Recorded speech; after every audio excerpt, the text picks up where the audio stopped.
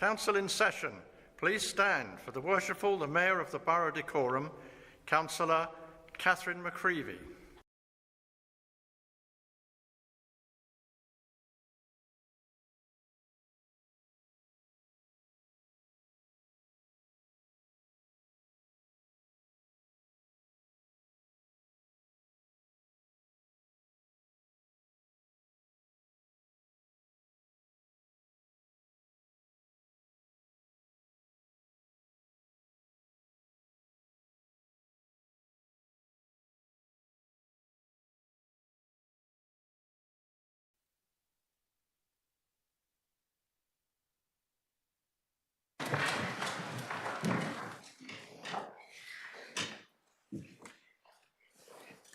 Good evening, everyone, and welcome to this meeting of the Council. I would ask all members to remain respectful and adhere to the rulings of the Mayor at all times. Can I also ask that all persons present turn off any Wi-Fi hotspots on your phones or electrical devices, as this interferes with the meeting audio. Finally, I would like to remind everyone that this meeting is being live streamed and recorded. Photography may also take place as long as it does not prejudice the proceedings at this meeting. So, to agenda item 1. Does the Council agree the minutes of the previous meeting held on the 23rd of July 2025? Okay, agenda item 2, declaration of interest.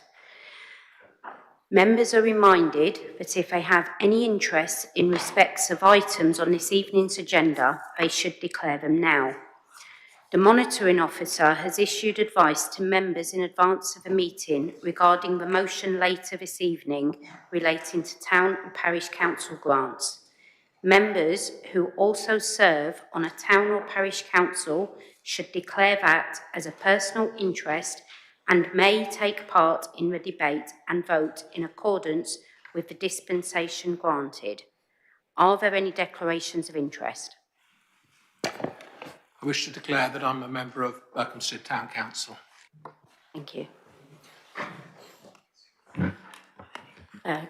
Councillor Bristow? Yes, I too would like to declare that I'm a member of Berkhamsted Town Council. Thank you. Councillor Capozzi? Thank you. I'm the chair of Northchurch Parish Council. Thank you. Councillor Reynolds? Yes, I'd like to declare that I'm a town councillor for Tring. Thank you. Councillor Madden? Yes, I'd like to declare that I'm a parish councillor for Nash Mills. Thank you. Councillor Jakowski, and welcome to your first borough meeting. Thank you. I'd like to declare that I'm also a member of Berkhamsted Town Council. Thank you. Councillor Riddick? Yes, I'd like to declare that I'm the Borough Councillor for the ward of Bovingdon, Chipfield and Flaundon. So you're a borough councillor, but are you a parish or town? Town, sorry. A town councillor. Okay, thank you. Councillor Wilkie? Thank you, Mayor. I'm a town councillor at Tring Town Council. Thank you. Councillor Patterson? I'm a councillor at Tring Town Council. Thank you. Thank you. Councillor Weston? Thank you, Chair. I'm a councillor for Tring Town Council. Thank you. Councillor Pringle? Yes, I'm a member of Northchurch Parish Council. Thank you. Councillor Walker? Thank you, Chair. I'm a parish councillor for Bovingdon. Thank you. Councillor Johnson? I'm a parish councillor for Kings Landy. Thank you. Councillor Stevens? I'm a parish councillor in Berkhamsted. Thank you. Are there any more declarations of interest? No. Okay. Sorry, Councillor Smith-Wright. I'm a county councillor for Markyate and Flamstead. County councillor, County. but not a parish or... No, okay, so it's specifically parish or town council. Thank you. So, agenda item 3, there is no public participation. Agenda item 4, under announcements, I am delighted to welcome Air Training Corps Cadet Flight Sergeant Preston, together with Flight Lieutenant Paul Mimpris, from 1187 Hemel Hempstead Squadron of the Royal Air Cadets. As members will recall, we have recently launched a new partnership with both the RAF and Army Cadets for the appointment of the Mayor's Cadet during my term. This is a valued and symbolic role within the cadet organisations, giving a young person the opportunity to represent their squadron and the wider cadet community while supporting the mayoralty at civic events. It is a pleasure to have our first appointed cadet with us tonight, and I very much look forward to working with them. So I'm going to come forward and formally introduce him. Thank you.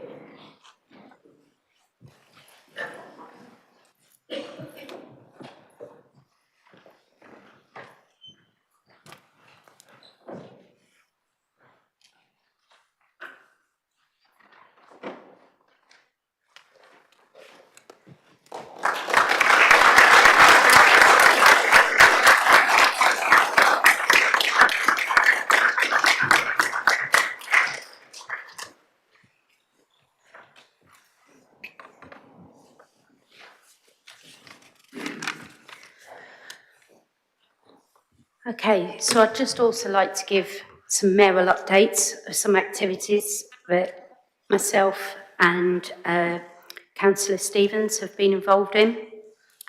Obviously, we had VJ Day, which was very well attended. There's been a number of events in the community, such as Knit and Natter Group in Gaybridge. We had a visit from the High Sheriff. Now, High Sheriff came to a number of our organisations across the borough, for example, Liberty Tea Rooms, Frogmore Paper Mill, Boxmoor Trust, Jellicoe Gardens, Westbrook Hayes School, and the Natural History Museum in Tring. He gave fantastic feedback about our borough, and so I just wanted to share. He was really, really impressed with some of the services we have here. We have been to an Unity in the Community, which took place in Watford, but it was for a range of organisations. 48 local charities were in attendance, including the Waterways Experience, St John Ambulance.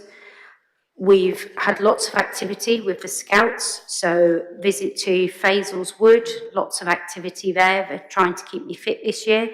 And we've also had the Hemel Scouts Awards, where 157 Scouts received some awards for the fantastic work that they've been doing. Dacorum also hosted a business festival called Ideas Fest. There was over 4,000 business leaders, international, many of them international and national business leaders, came to Tring and were sharing a lot of their innovative ideas. And I think it's really, really positive for our borough to be hosting such a huge festival. So Ideas Fest is actually described as Glastonbury, but for business. We've attended a number of sporting activities, so boxing, paddle, bowls, to name a few, swimming. There's been neuro-inclusive football sessions. There's been a sign language class, well, it's not sign language class, a group for people wanting to learn about sign language. And we've had the Knife Angel in Hertfordshire, and there's been a number of activities taking place at the Knife Angel, including CPR, which is resuscitation skills should somebody need to be able to restart a heart, and members of the community had the opportunity to practice that, which I think is always positive. And we have also had Electric Umbrella, as part of Hate Week, went to London and they launched their campaign for Hate Week, and I had the opportunity to go up there and celebrate with them and actually celebrate their success. For anyone who doesn't know who Electric Umbrella are, they've been in Hemel Hempstead for several years. They've been supporting people in the community with learning disabilities, learning to play musical instruments, and last year they were on Britain's Got Talent, which, you know, they became quite famous for. But actually, they go around the community regularly. They go to many of the fetes and things that we're at and just share their wonderful music and their messages of inclusivity. And I think when times, you know, sometimes our communities are not strong, but I think when we listen to messages from organisations like them, it's really important. So that's a rough summary. I think there's been approximately 45 events since the last meeting, so there's quite a lot keeping us both busy and lots of sport. Okay, so I'll move on to the next item on the agenda. If I could now ask Darren, do you have any announcements as Chief Executive? Thank you.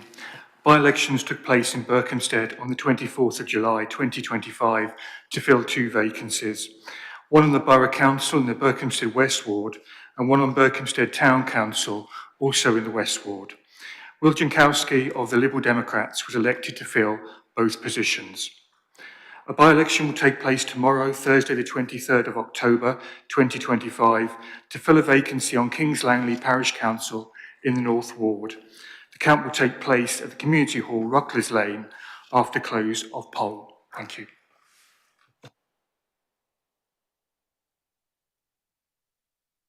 Thank you. I will now invite the group leaders to give any apologies for absence on behalf of their groups. Your microphone's not on.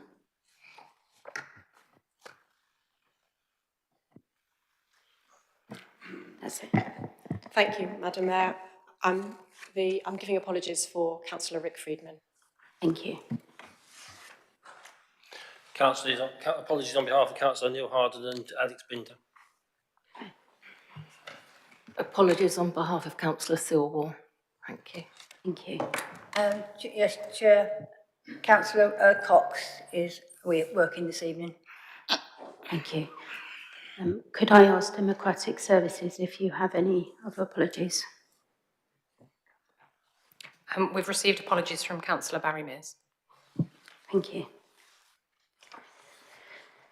Now, moving on to agenda item 5, I draw your attention to the portfolio holder updates as published with the agenda. I will invite questions against each update in turn.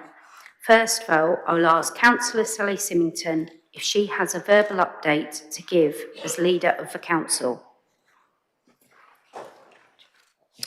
Thank you, Madam Mayor. So, first of all, I'd like to welcome, as part of our group, Will Jankowski, who, as mentioned, was elected in July. So, welcome, Will. I hope you'll all join me in welcoming him to the council. My update is going to primarily focus on the devolution and local government reorganisation, and I'll take those two separately.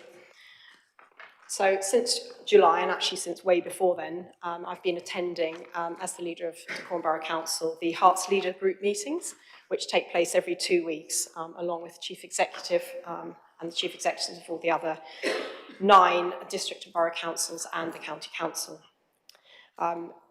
There's a huge work stream that's being brought forward. It's been divided up across the district and borough councils, and there are a number of areas that we've been focusing on at each meeting to inform us as leaders and by extension all of you of the best, well, no, not the best, the options that are available to us. So as you're aware, a single unitary option was ruled out in May. The single unitary was deemed to be too large at 1.2 million. It would have been the largest single unitary pretty much in the country, apart from close to Birmingham, and not appropriate for an area the size of Hertfordshire with so many different communities. It also would have precluded Hertfordshire having a strategic mayoral authority, and that's actually quite a key aspect to why it's not appropriate. It would hobble Hertfordshire in terms of its growing its own economy going forward. The size and geography of the 2, 3 and 4 unitaries was agreed over the summer. and the leaders have agreed to present a common narrative across the three options, which will include financial viability, community connections, representation, service delivery, and so forth. Within the Decorum, we have a cross-party working group that meets monthly and for updates and to ensure that the progress of the work streams is shared. And I hope that all of that work is passed on to all of you. In July, we undertook a series of meetings with key strategic stakeholders, including DENS, Sunnyside Rural Trust, Community Action Decorum, Boxmoor Trust, and Howtime Association to help inform us as a council who our strategic stakeholders, how they feel about it and the best way forward from their point of view. In September, along with the County Council and again the 9 other district and borough councils, we consulted with residents via a webinar and drop-in events in Hemel, Hempstead, Tring and Berkhamsted. So in terms of the timeline, all 11 councils are required to submit a single choice per council by the 28th of November. So in terms of the scrutiny processes, Finance and Resources will scrutinise the work that's been done so far on the 5th of November. The final documents will be published on the 6th of November. There will be an extraordinary meeting of the Council on the 12th of November with the option for the members to express their preference. And the decision will be taken as a Cabinet decision on the 18th of November with, as I said, the final submission on the 28th of November. Ultimately, the final decision lies with the Secretary of State, Steve Reed, who replaced Angela Rayner. And in terms of the ongoing process, we're not expecting to hear very much until next spring, and there will be a further public consultation at that stage. So in the meantime, I wanted to thank officers for the huge amount of time and effort they're putting into this, and it is very time consuming. But we mustn't let this distract us from business as usual. And I want to reassure you that business as usual is incredibly important, and we will continue to deliver on our corporate plan and working to improve the services to residents in Decorum. The final point I wanted, and just to highlight that devolution is a separate issue. It will follow local government reorganisation. It's being led by Hertfordshire County Council. As things stand, it appears that none of our neighbouring areas are looking to form a strategic mayoral authority with Hertfordshire. So it looks as if Hertfordshire itself will become, if the government gives us permission to, its own strategic mayoral authority. So. Thank you. Councillor Guest. Thank you, Madam Mayor. I have 2 Freedom of Information requests. The first one states that this council spent £2,401.90 on the 80th anniversary of VE Day celebrations. The other reveals that this council committed £25,000 to the 50th anniversary of Decorum celebrations, 50 Fest. Why did this council spend over 10 times as much on celebrating the 50th anniversary of its own existence as it did on commemorating the end of a war in Europe, which so many lost their lives and were touched sadly in other ways?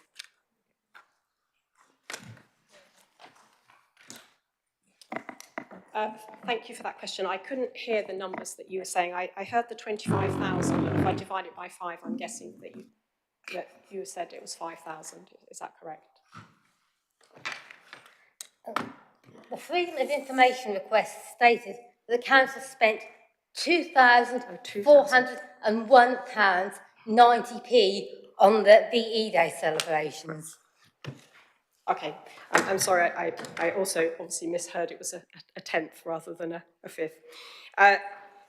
Well, obviously those are numbers that I'm not aware of.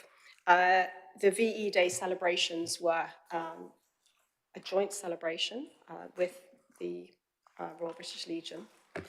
I'm not sure if you attended them, but they were well attended. The costs associated with them are not high.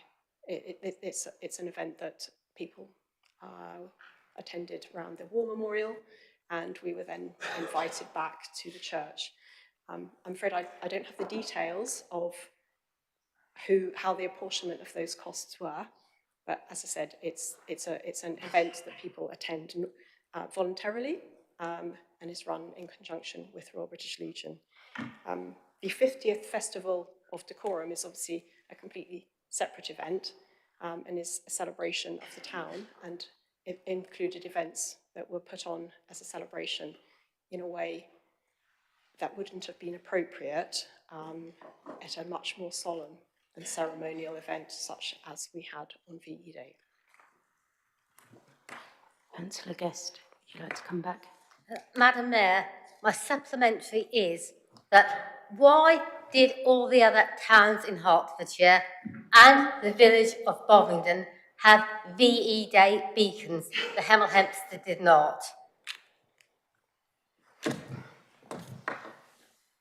I can't comment on the decisions of other town and parish councils. As you're aware, any events that would have previously taken place in Gadebridge Park weren't able to take place in Gadebridge Park because of the works. So,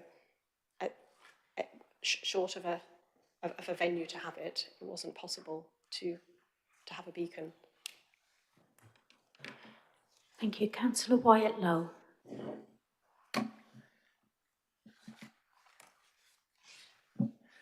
Thank you, Madam Mayor. Councillor Symington, I applaud the efforts of your administration to encourage walking and cycling across the borough. However, this morning, while walking on the Nicky Line in Highfield, a cyclist travelling at speed from behind me nearly caused a serious collision. When will your administration take seriously the need to protect pedestrians and introduce safety measures?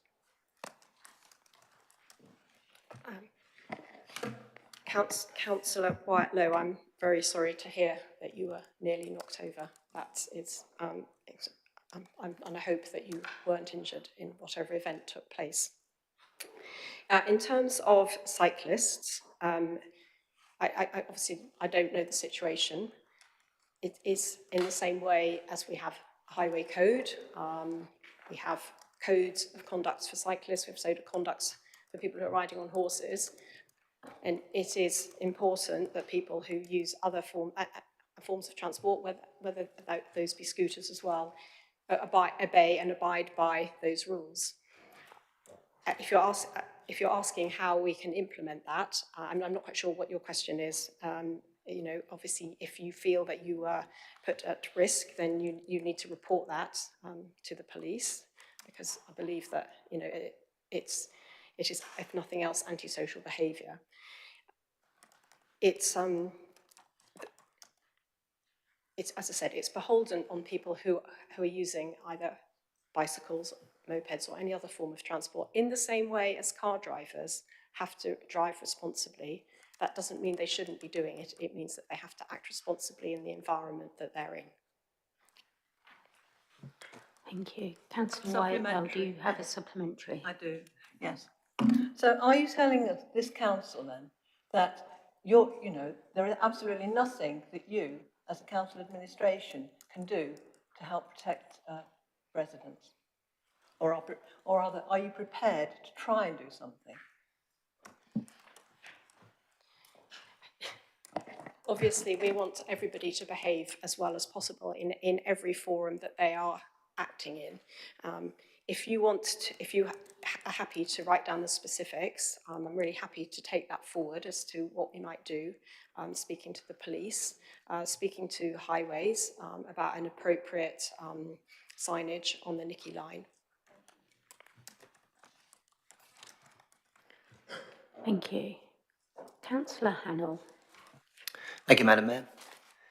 Will the Leader of the Council join me in congratulating the Chairman, David Boggins, the Manager, Lee Allenson, and the players of Hemel Hempstead Town men's football team on their amazing achievement of reaching the first round proper of the FA Cup for only the third time in their 140-year history.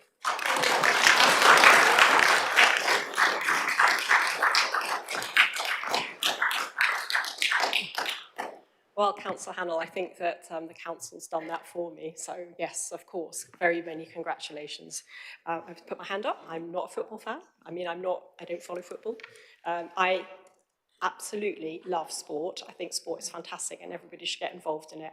And if the success of this local club encourages more people to go and play football, young people in particular, inspires them, older people, walking football, any other football, then that's fantastic. And, you know, to that end, I commend them for their own efforts personally, because I know how much dedication needs to go into training to do these things.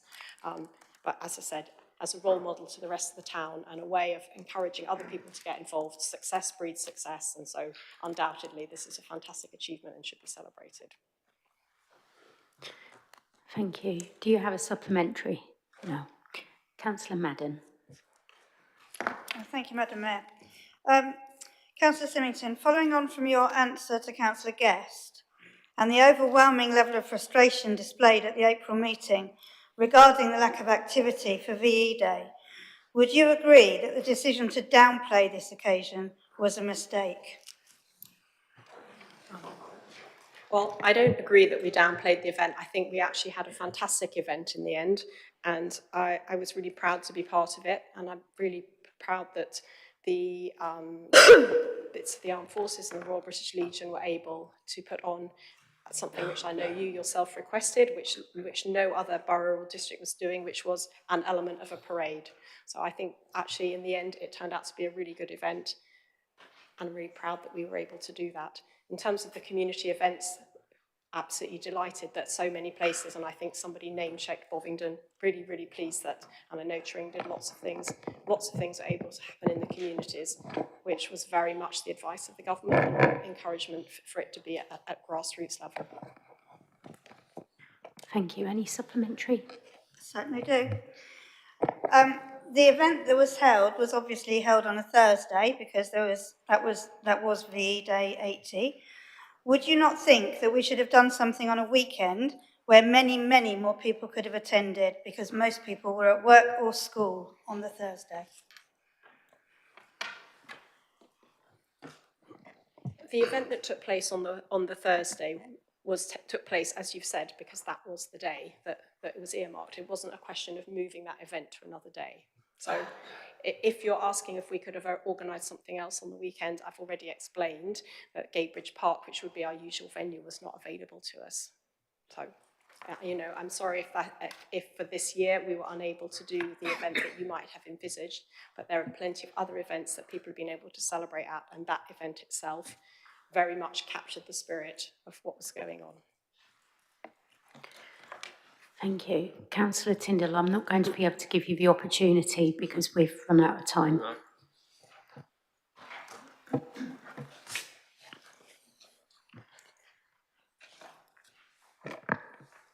Okay, thank you. Next to the Neighbourhood Operations Portfolio, I will take the report as read and invite any questions to Councillor Bowman on his update.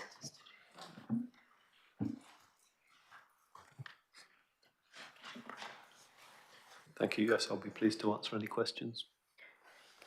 Councillor Tyndall. Thank you, Madam Mayor.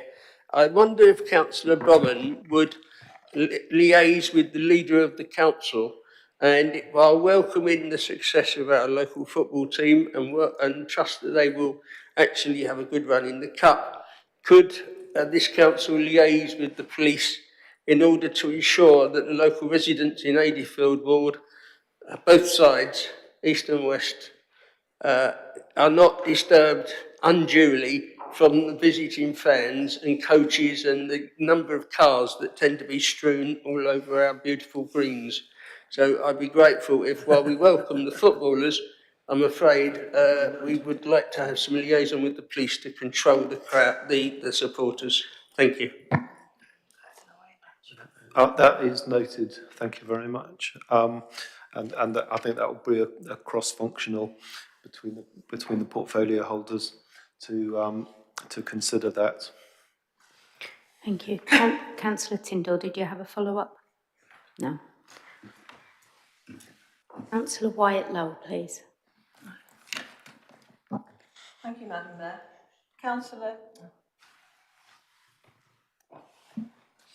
I might get the hang of this by the time I retire.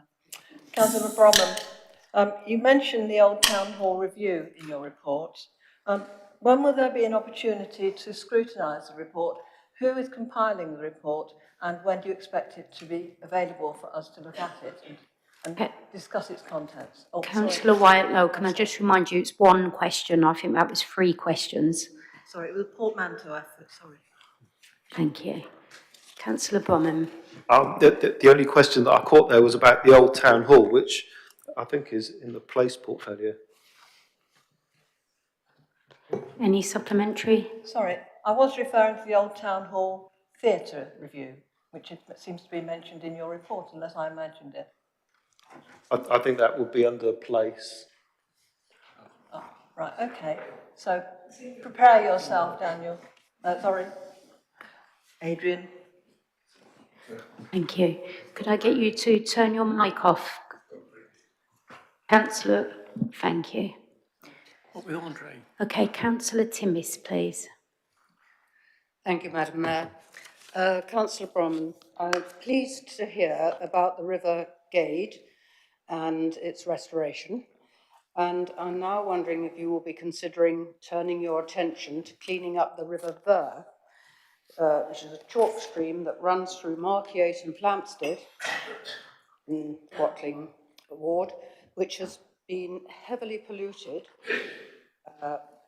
by Thames Water, with overflow of waste and excrement for many, many months, particularly last year. Supposedly, it's one of the worst in the country.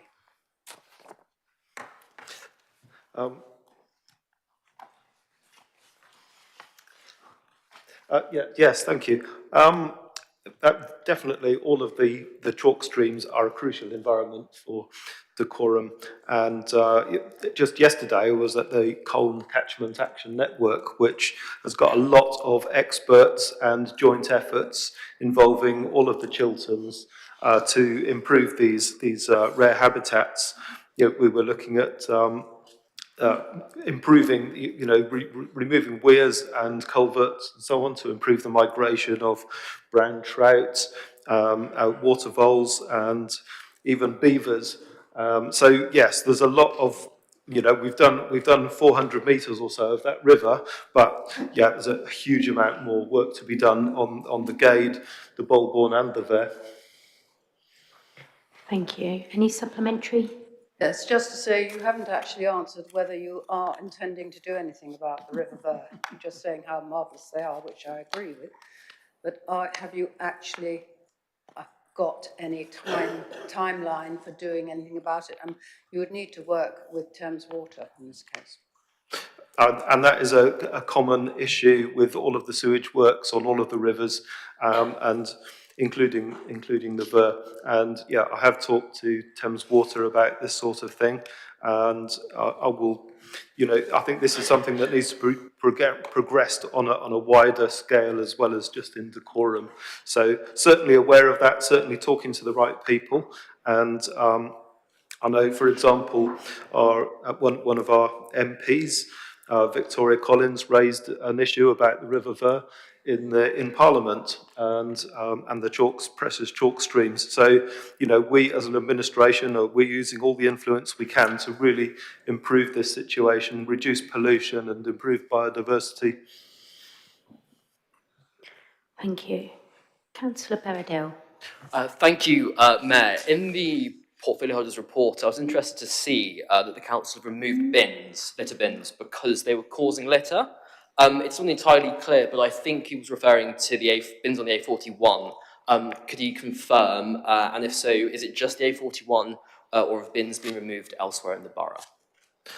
Well, there's been a specific project involving the A41 because it's caused a lot of problems in the past, and it's caused huge expense for our residents to fund the cleaning up of that road. It cost about £20,000 to do a litter pick, and it cost about £20,000 to close the road.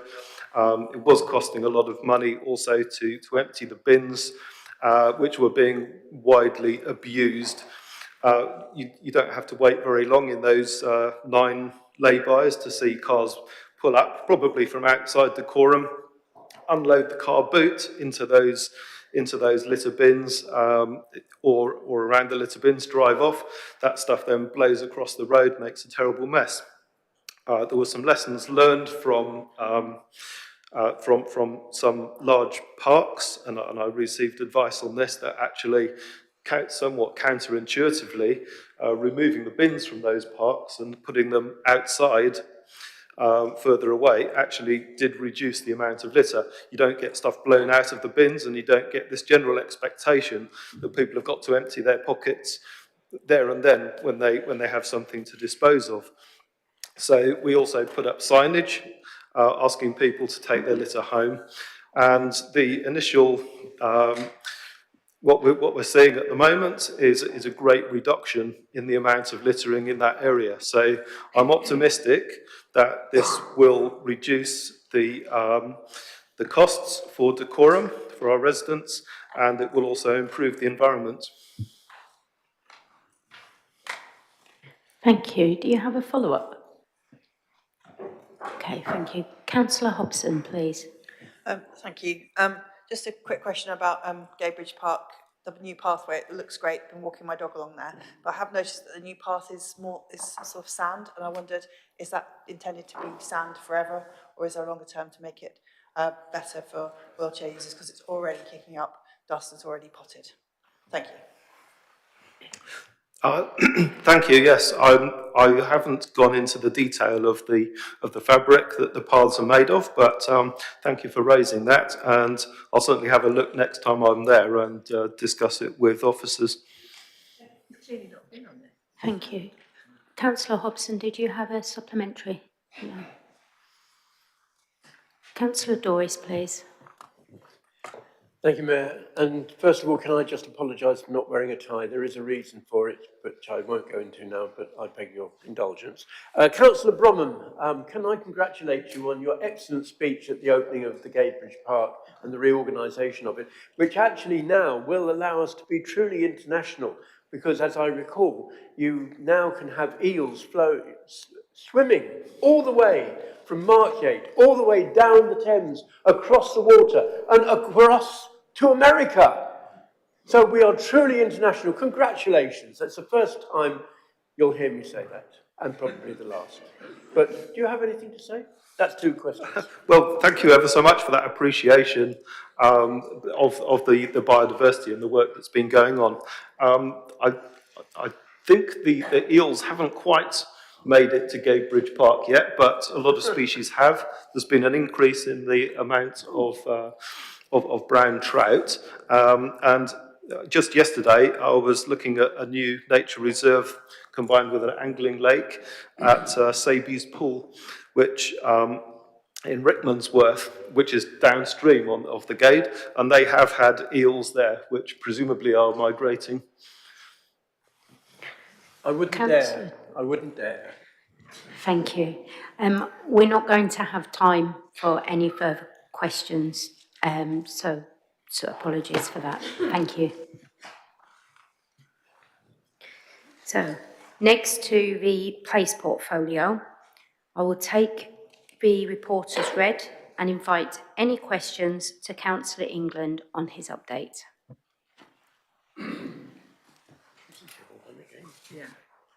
Councillor Mitchell. Well, actually, I didn't turn it off from last time, but I did have a question for Councillor England. So just regarding the Gadebridge Raymond Villa, is there any progress or update on the discussions that we've had about making some sort of monument or an information board just celebrating the heritage there? Thank you. Councillor Mitchell, I'm afraid I don't have an update for you at this meeting, but if you want to send me an email, I will certainly follow that through with officers. We'll have some conversations about what we think is appropriate, doable and achievable, and come back to you. That's great, thank you. Thank you. Did you have a follow-up supplementary? No. Okay, so I believe Councillor Doris? No, that was a rogue button, sorry. Okay. So Councillor Anderson, please. Thank you, Madam Mayor. Unfortunately, the council is now in a position where we are starting to lose large planning appeal decisions on significant issues hand over fist. I think I can think of 3 offhand to start with. And it's all because of our woeful housing supply. Could the portfolio holder confirm to councillors what planning officers are doing to actually recalculate our housing supply in light of all these developments that are being allowed? Because that ultimately, whilst it won't have a huge effect, it will help as part of the plan process, and we are allowed up to a point to make minor changes to the local plan whilst it's going under examination. So could the portfolio holder please provide members with details on that? Thank you, Councillor Anderson.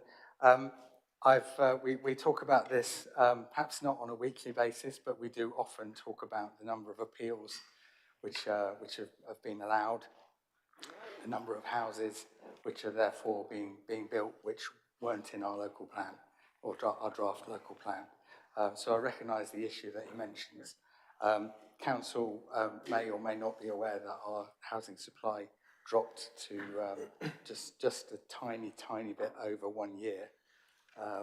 That was obviously partly because mathematics, when the government massively increases your target, the houses that you think are going to make you a number of years and get you to safe territory are no longer doing that. And it isn't because of anything the council has done or not done. Obviously, the root of this problem is that we don't have an up-to-date local plan, and I think that it's easy to regret that in hindsight. But certainly, this administration, started by Councillor Wilkie, made terrific efforts to take every opportunity we could to get this council to a point where we have an up-to-date local plan. So I will go back to officers and ask them for what the figure is, certainly before the next council meeting, so that I can answer the question if it's raised again. Thank you.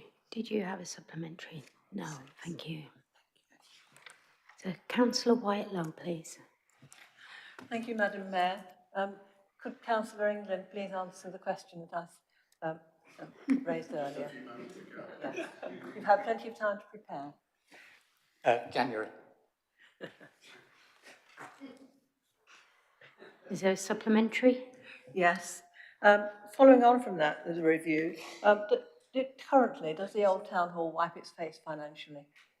I.e., are we subsidising it? Oh, sorry, Councillor White-Low, I believe we are subsidising the old town hall theatre. However, it is very good news that the management and the manager, Stuart, who is there at the moment, is doing a fantastic job. Your councillors may remember that Michael McIntyre has been here a few times to try on his show. He's not the only named comedian who has been here to do that kind of thing. So we've got a terrific thing going in the Old Town Hall Theatre at the moment. It is far too small for a town of this size. We all know that. But it is absolutely wiping its face in terms of performance, if not in terms of money. Thank you. Councillor Madden, please. Thank you very much. I hope I've got the right portfolio holder here. Several years ago, I was very heavily involved in the planning for the crematorium at Bunkers Park. I hope that's you. Is that? Is it? Is it? It is Robin. About the road? Well, keep going. In there? Okay.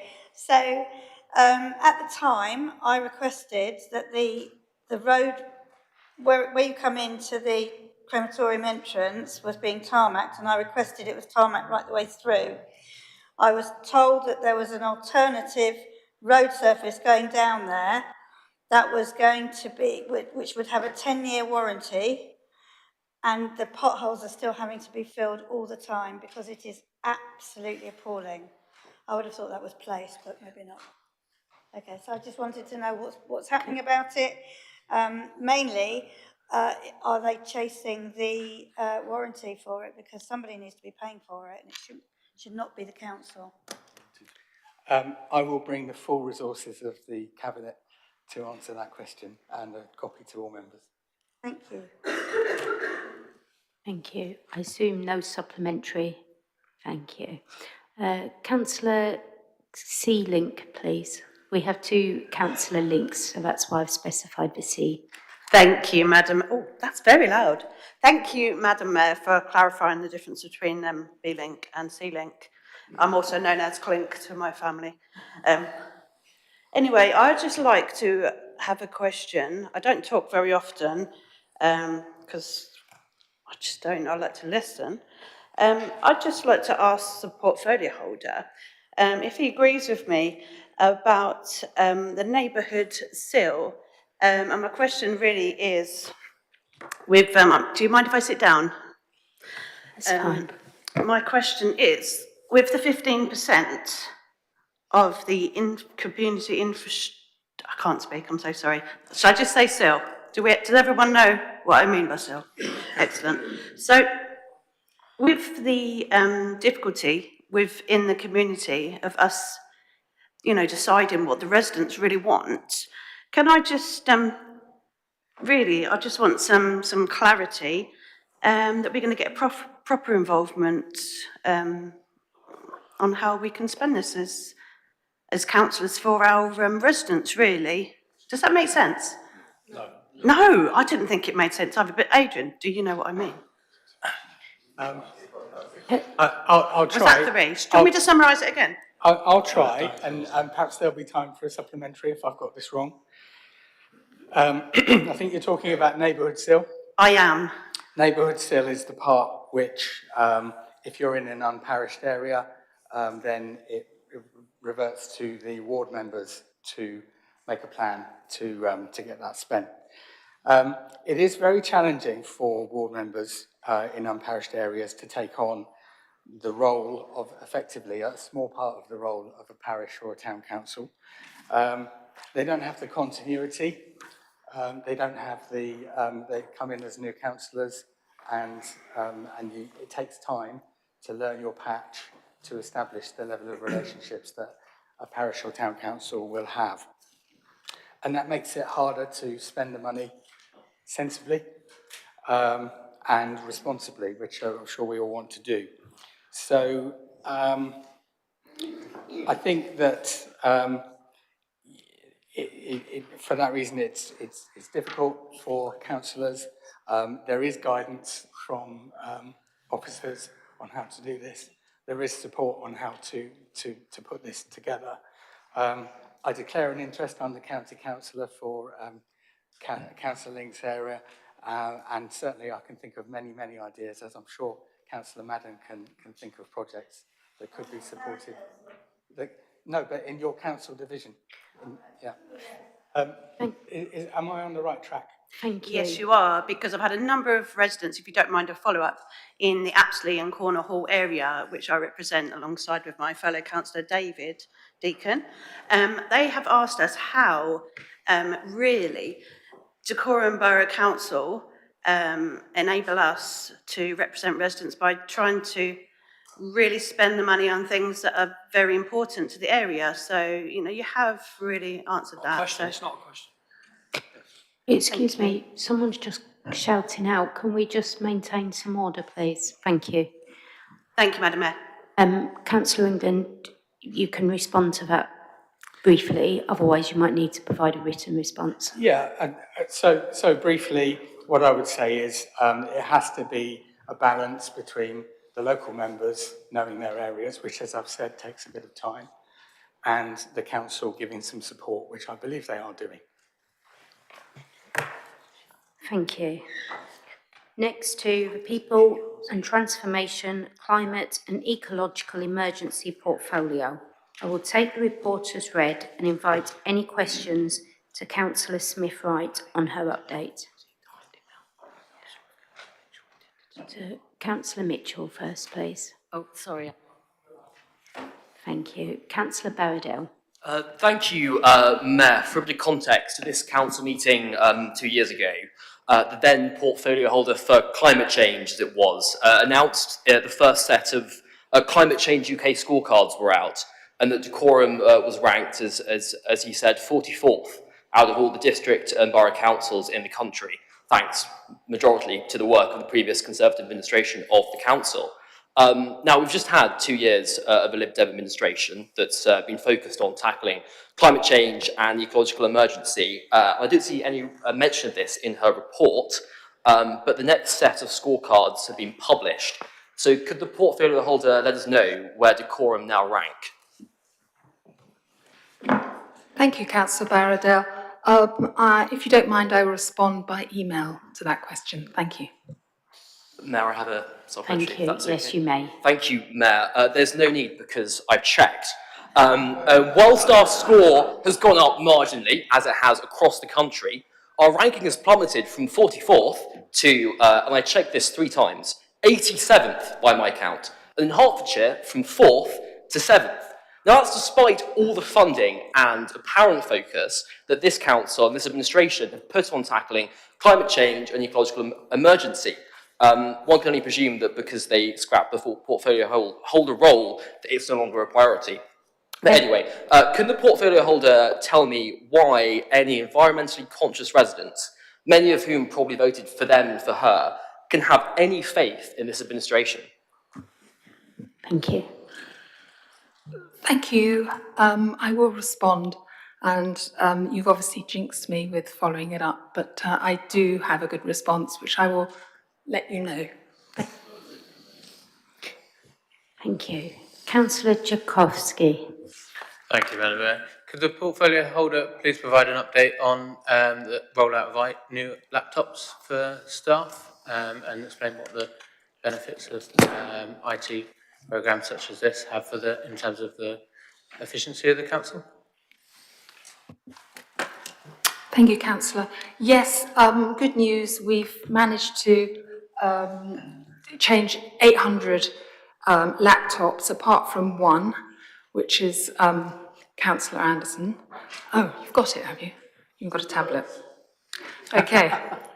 And the good news is also we're going to be introducing some training on Office 365, but it enhances security through cloud-based storage, encryption. It's making us much more resilient against cyber attacks.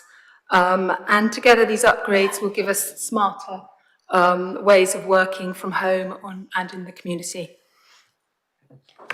Thank you. Did you have a supplementary? No. Okay. Thank you. No more questions. So we will move on to Housing and Property Services portfolio. I will take the report as read and invite any questions to Councillor Dayani on her update. Councillor Doris, please. Thank you, Mayor. Councillor Dayani, can you tell me how many of the 500 new homes that you've mentioned in your report were commissioned and delivered since the 2023 elections? And just for clarity, the question is commissioned and delivered.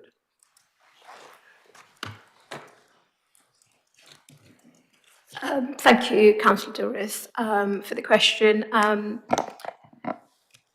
So I do have a report in front of me, and it's a big breakdown if you really want to hear.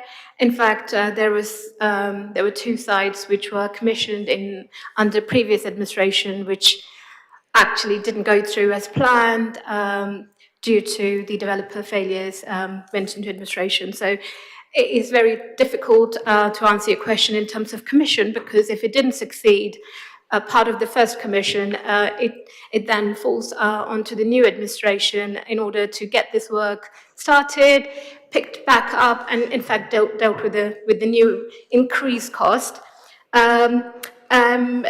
However, since 2023, we've delivered a few garage-sized development, which delivered 23 units. Then we completed in July 24.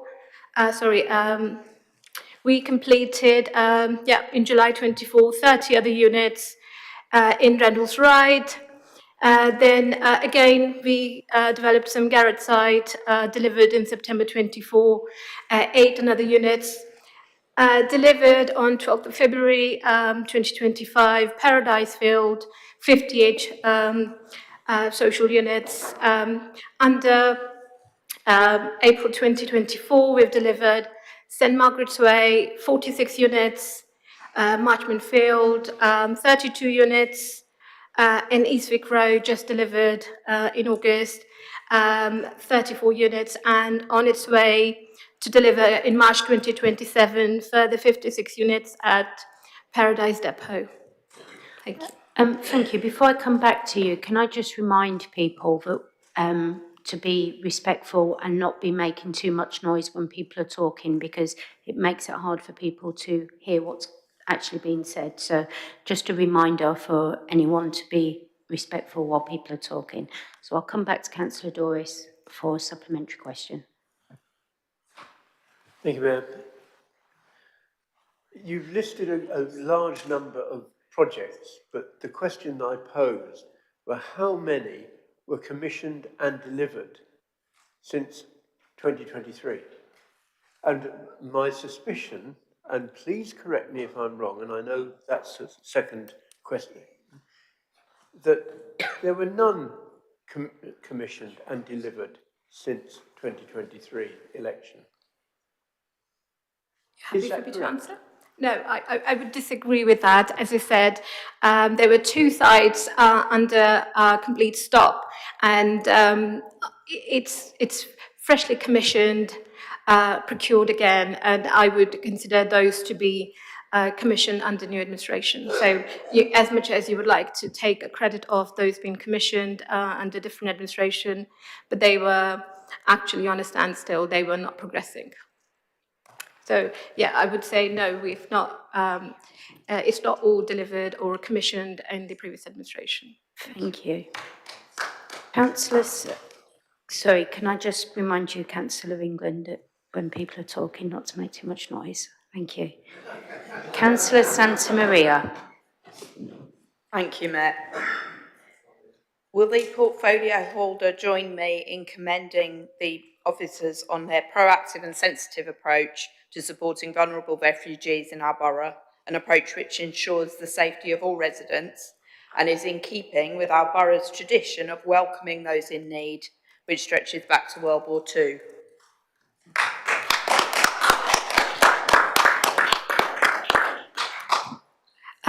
Thank you, and I would welcome your comments and happily joining in. Thank you. Thank you. Any supplementary? Councillor Santa Maria, any supplementary? No, thank you. Thank you. Councillor Greenfield, please. Thank you, Mayor. I'd like to congratulate the portfolio holder on the creation of the third-party hate reporting centre in the Forum. We do, however, throughout the borough have very efficient and active community centres. Would the portfolio holder consider making an outreach programme to take that out to the communities rather than expecting the communities to come to the Forum? Thank you. Thank you, and again, thank you for your comments. As you mentioned, it is something we are very proud to deliver in Dacorum, to offer a third-party reporting centre in Dacorum, because we do acknowledge that there are a lot of people who struggle to reach out to the police if they feel unsure about what kind of crime is it, what kind of issue is that. Sometimes people class them as an antisocial behaviour. That it may not be just antisocial behaviour, it may need further assessment to it, and that's what this centre is going to do. They're going to help people keeping, again, the confidentiality of it, but making sure that they get the right support. So if it does need to go to the police, then Dacorum will be again liaising. And we have some amazing officers who are volunteering to do this role. They've taken some further training, but I take your comment on board, and hopefully we can actually go ahead and host some sessions outside the forum, but at the moment it is at the forum, and when I attended the opening event, officers were very excited and said people of any nature could come to us and we will guidepost them. So they're literally on the ground floor and ready to answer any community issues you have. Thank you. Thank you. Councillor Greenfield, did you have a supplementary? I do have a supplementary. I appreciate all that and what it does, which is why I think it's an excellent service. But I think as a council, we also need to recognise that people experiencing that level of hate may not feel comfortable coming into an official building like this. And therefore, being able to send those officers out to their communities and the community centres may help. And therefore, I would like to request that we do consider using the community centre as a means of taking that service to the people rather than expecting the people to come to us. Thank you. Thank you. No, I think it's a wonderful idea, and I'm definitely going to discuss this again, depending on the resources. But this is definitely an idea will benefit the community far more than just sitting in the forum. So I really appreciate that, and we'll work on that. Thank you. Thank you. Councillor Williams. Thank you, Madam Mayor. I thought Councillor Duris's question was reasonably understandable, but clearly either Councillor Diani didn't quite understand it or she's attempting to mislead the council, so I'll try and simplify the question. Clearly we suffered the unfortunate situation where 2 contractors went into receivership having started work on sites that we had previously commissioned. I think it's a stretch to say that to bring another contractor in is to commission those as new houses under the scheme. So my simple question is, how many additional houses for social rent that weren't in the programme that inherited in May 2023 have they added to the programme since then? Houses that weren't already commissioned in 2023. Hopefully that's simple enough to get a straight answer. Thank you again. I think question is simple enough. I just would like to say that as an administration, our priority is in head counting, the numbers, what we commission, what we're delivering. Our priorities is to deliver homes. So if you really specifically want to know what we commissioned, I'm more than happy to get some reports and get shared. As I said, my priority here isn't to pick on what we commissioned, it's to what can we deliver. And I don't have a specific breakdown at this moment, so I can get that over to you in the email. Thank you. Councillor Williams, did you have a supplementary? Would it be fair for me to assume the answer is 0, Madam Mayor? Sorry, was that a question? What was the question? Could you just... Fair for me to assume the answer is 0. Councillor Diani is making a tremendous effort of avoiding the question. I'm not avoiding the question. I said I would not like to quote a wrong number, so I would like our officers to provide me a breakdown and I can forward that over to you via email. I think I'm not trying to dodge the question, so I'm sorry, your assumption is wrong. Thank you. Finally, to the corporate and contracted services portfolio, I will take the report as read and invite any questions to Councillor Allen on his update. If I may, Madam Mayor, there's a couple of things that I'd like to verbally report. Yes, you may. So there's 2 things. Firstly, we have a number of key borough assets that are going through the strategic asset review. The Bury, Berkhamsted Civic Centre and Victoria Hall in Tring. I've been calling on officers to be ambitious and creative in exploring ways for the buildings so that they can be kept in community ownership and community use. And I want to flag up to colleagues that we have some presentations from the relevant borough team that is providing them with opportunities to feed into the process by which options are long listed and fed into the options appraisal. So I'd like to encourage colleagues to please come and attend those meetings and contribute to these very important discussions. The other thing, given the motion that we've got later on the agenda, and I'm not necessarily wanting to preempt that, but I thought it might be helpful to share what the consultation process has been with town and parish councils on their funding and where the direction of travel is due to go. So the consultation... Madam Mayor, on a point of order, if I may, Yes. I thought that questions and responses related to the report as presented, not diverging into another matter. I would suggest that these reports are, that do not necessarily preclude portfolio holders being able to share additional material about what's going on in their portfolio.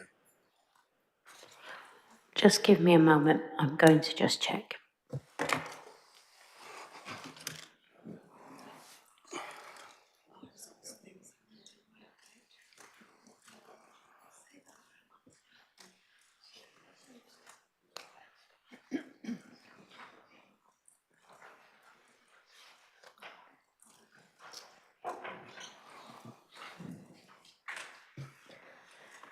Portfolio holders can give updates, but it does need to be limited, and that's why there is a timer for Councillor Allen to provide that update.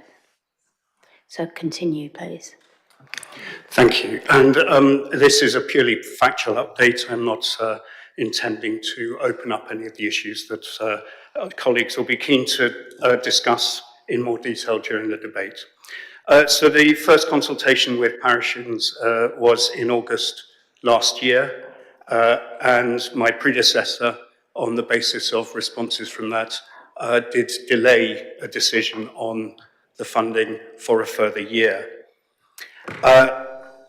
Unfortunately, we were due to come to consultation in July, but the Berkhamsted by-election meant that we weren't able to pursue this at that time, and that led to an unfortunate delay. And I accept that that is, was very unfortunate for town and parish councils to have to consult during the holiday season. So the consultation formally ended on the 12th of September. We extended it to the 22nd of September so that all parishes were able to have a full parish council meeting during the consultation period and could feed back into the consultation period having had a parish council meeting. Moving forward, the paper is being looked into at the moment. It is at a very advanced stage. It is to be shared with group leaders tomorrow and then is due to be published on the 28th of October so that it can go to scrutiny on, I hope it's not ominous, on fireworks night on the 5th of November. And that's so that it can come to Cabinet in December, and this is all designed to fit in with the cycle of council tax settling and feeding into the budget in time for the new financial year. Thank you very much, Madam Mayor. Thank you. So we'll reset the timer for questions. So first question to Councillor Hobson, please. Thank you. I just heard that there's a report going to group leaders. What are the arrangements for those of us who are independent, please? Thank you. As I understand it, independents are not a group, and so I'm not sure that they qualify for seeing it as part of the group leader consultation process. But I'll happily be corrected if I'm wrong by legal counsel.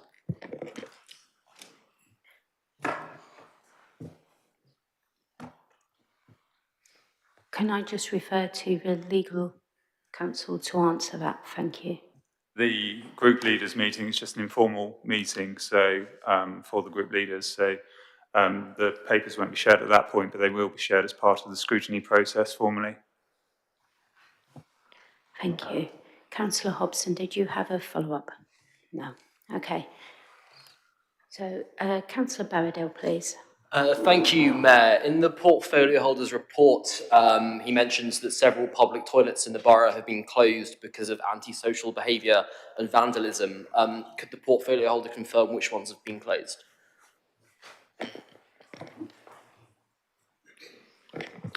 I believe this was put in my report, is in my report, because a question was raised at the last council about the funding for improvements. So that is a financial matter. However, I understand the actual management of the public facilities are within a different portfolio. However, I will try and answer you as best I can. I believe, isn't Hemel Hempstead Old Town closed currently? Looking to colleagues. See. Wasn't last week. I'll have to get back to you, I'm afraid, or require the relevant portfolio holder to get back to you. Thank you. Councillor Baradell, did you have a supplementary? I do, I'll change it slightly. Can you confirm that the funding will be there to ensure that public toilets across the borough stay open? Because they are vital for public hygiene in our town centres and for people who need urgent access to toilets when they're out and about. The discussions within my portfolio are to keep them open and about how we can find the resources to improve them, make them more resilient to public safety issues. So there are no discussions about them being closed. The discussions are all about finding the resources to maintain them and indeed improve them. Thank you. Councillor Williams. Thank you, Madam Mayor. The first quarter budget report to Scrutiny Committee and Cabinet, which was presented some weeks ago, showed a rather healthy position of an underspend for the year of around £500,000. But that was propped up by around £1.8 million of interest and therefore an underlying projected overspend on budget of 1.3 million on revenue services. Could the portfolio holder outline what measures are being taken to bring the budget back on track? Yes, as reported through scrutiny in the last round, there is currently concerns about the number of agency staff that are being used by Clean, Safe and Green, and this isn't budgeted for. So Clean, Safe and Green are going through mitigating measures at the moment to reduce that additional wage bill and get that budget back on track. The other matter was the replacement of vehicles. So we had a number of bin lorries that were on lease. There were delays in the development of a plan for their replacement, and therefore there was an additional cost. That has now been resolved, and there is a proper plan going forward for the replacement of bin lorries, so there is no further expense incurred on that. Those, as I recall, were the two main sources of additional expenditure that was causing trouble to the Altan report. Thank you. Thank you. Councillor Williams, did you have a follow-up? No. So no more questions, so we'll now move on to agenda item 6, which is motions. I invite Councillor Terry Doris to present his motion and remind members that a copy of the motion is included with the agenda pack. Microphone. Thank you, Madam Mayor.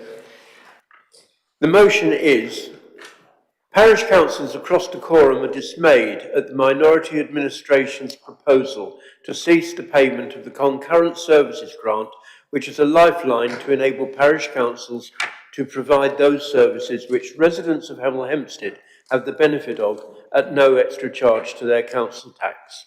Therefore, council resolves to recommend to Cabinet that Cabinet removes any proposal to reduce the concurrent services and warden's grant from the 2026-2027 budget.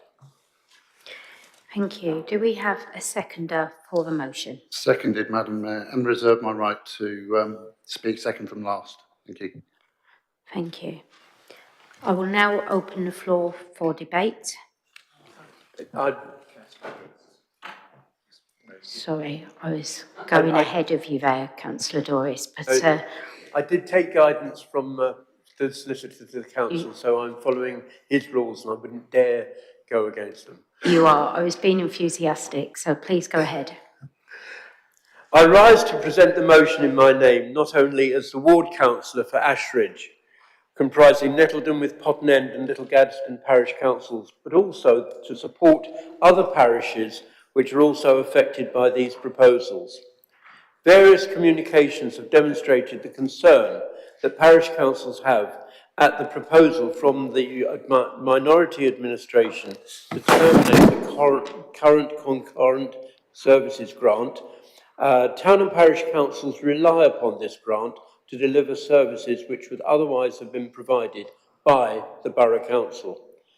The concept and operation of the concurrent services grant has been in operation for many years, and it fundamentally fulfills a key purpose, namely to allow the parish councils to undertake works in their own parishes, works which would otherwise have been fulfilled by the council in the same way as DBC does in the urban area of Hemel Hempstead at no charge to their council tax. Dacorum has a number of beautiful villages which are far from the centre hub depot, and it makes sense for some of those services to be delivered in the most cost-effective way at local level. So the motion before you calls upon DBC not to proceed with the reduction and cessation of the concurrent services and Warden's grant. There is a level of inequality here insofar as community centres are concerned. Take Markyate Village Hall, for example. The parish council have it on a lease from DBC and now has a financial responsibility for the overall maintenance of the building, whilst a Hemel Neighbourhood Community Centre is able to have works undertaken by Dacorum Borough Council. Likewise, if the CSG is withdrawn, PCs will be forced to purchase services from their own reserves or by increasing the individual parish precept levied upon residents for the services which residents in Hemel Hempstead get at no extra charge to their council tax bill. How can this be fair? Put simply, it is a level of double taxation, and I wonder if the residents of the villages who voted for a Liberal Democrat councillor will feel when they realise that their Liberal Democrat councillors are branding them as second-class citizens. The minority administration says that it's facing a significant funding gap, but let me remind the councillors representing villages that the creation of the green bin charge, which they opposed, produced a higher revenue income than was forecast. And the village residents tend to have more lawn space, requiring more than one green bin. And they cut the verges. In the first year alone, the revenue from the green bin charges exceeded the anticipated income by around £500,000. Even now, we learn that Clean, Safe and Green will not cut grass in parish council areas. So how will that be paid for? From the parish precept taken from the residents' pockets? Or will it be left to grow wild? And where is the equality in provision if DBC maintain the town sports grounds fields by regular mowing, but they don't cut the sports fields in villages? It is arguable that some of the more recent projects undertaken by the council will have used council funds which could attract people from the more densely populated areas in Hemel Hempstead. It is perhaps less likely that residents from further afield, such as Great Marsden, Northchurch and Putnam in Tring Rural, will travel to Hemel for these events, and yet they already contribute to DBC central funds which deliver services across the borough. It pains me to observe that rather like the decision-making over car parking charges, the delivery of this proposal has not been straightforward. The original consultation survey was started, as has been mentioned by Councillor Allen, just as schools and parish councils were breaking up for the summer holiday, meaning that an alternative arrangement had to be made to respond to the questionnaire, and even then answers to questions were delayed whilst others took their holidays. And it's worth mentioning the extension of the questionnaire time from whenever it was to the 20th of the month was actually at my request when I asked for it to be extended to the 30th of September. Just another 8 days, which you've given a little bit more buffer. However, the offer of the Cabinet member to meet with town and parish councils was welcome, but that provided a muddled statement and information which was later corrected. I am sure I don't need to remind Cabinet, councillors and the public that there are more of us over here than there are over there of members of the administration. And yet they persist in proposing this unfair and unjust action. At the last budget setting meeting, Councillor Andrew Williams noted that the administration, in an effort to produce a balanced budget, increased charges which our residents had to pay from their own pocket. And here we see the same thing happening again. Some may sneer and suggest that village folk can afford it, but let me remind you that in every village there are residents for whom life is a financial struggle, but you will be compelling them to pay more through their precept to simply maintain the quality of life where they live. Now, I have to acknowledge that we do not know what the effect of the outcome of in the area of Dacorum will be following the outcome of the local government reorganisation, probably in 2028. Villages are very special. People living them are very special and perform tasks out of a sense of pride and duty. So here's an idea.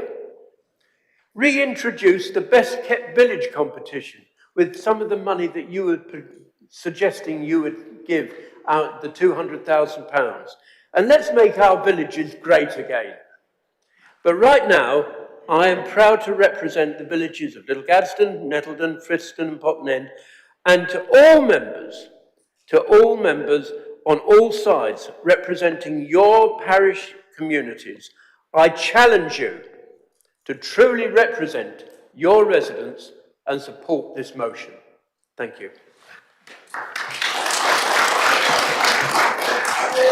Thank you. Thank you. Councillor Symington, can we have less noise now, please? Thank you. Councillor Symington. Thank you, Madam Mayor. Thank you, Councillor Doris. This motion is an act of political vandalism aimed at undermining this council's democratic processes. Less than 2 weeks before the results of an extensive consultation are scrutinised, the Conservative opposition is using this inaccurate motion to hobble the administration before the facts are published and before the facts can be considered by the appropriate committee. The consultation follows decades of unaccounted for subsidies paid to parishes across Dacorum. This from the Conservative Party that, according to the campaign group Best for Britain, squandered 100 billion of taxpayers' cash in 4 years on crony contracts, duff deals and outrageous outgoings. It's clear that no lessons have been learned by the Conservatives in Dacorum as they double down to protect outdated and unjustified subsidies to our parishes. In 2010, as the then chair Excuse me, sorry, let me just interrupt. We welcome stop the clock, public attendance. Please, can we be respectful? Please? Thank you. Councillor Symington, please carry on. Thank you. In 2010, as the then chair of Great Gaddesden Parish Council, I wrote to the then portfolio holder for finance in the Conservative administration to point out that Great Gaddesden Parish Council received by far the lowest concurrent services grant per household and no warden grant. With no questions asked or commitment to what it would be spent on, Great Gaddesden Parish Council's concurrent services were tripled by the Conservative administration. So it is clear that the current arrangements are iniquitous, inconsistent and irregular. Firstly, between the parishes themselves, and secondly, between the parished and unparished areas. Why does North Church receive 16,000 in concurrent services, yet Tring gets less than £500? Why does Flamstead get over 7,000 in warden grants and Great Gadsden gets nothing? Why does Little Gadsden get 5 times per head of population more than Wigington? Why do so many parishes receive warden grants where they don't even have a warden? The parishes receive grants, and let's be clear, they are subsidies that they pass on to their local churches. Fair enough, but this doesn't need to be subsidised by Dacorum Borough Council ratepayers. They pay for grass cutting that has already been carried out by Clean, Safe and Green, and there are no wardens in unparished areas of Hemel. In 2016-2017, the previous administration reviewed all these subsidies and decided to carry on with them.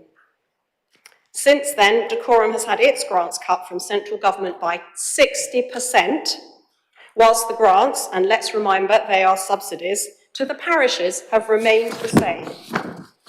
No other borough or district councils in Hertfordshire subsidise their parishes, and the Liberal Democrat administration cannot, in good conscience, continue the iniquitous and inconsistent subsidies without a proper scrutinised review. The Liberal Democrat administration first raises with the parishes last year, so it is no surprise. If some Dacorum-backed councillors had concerns, why were they not raised at the time?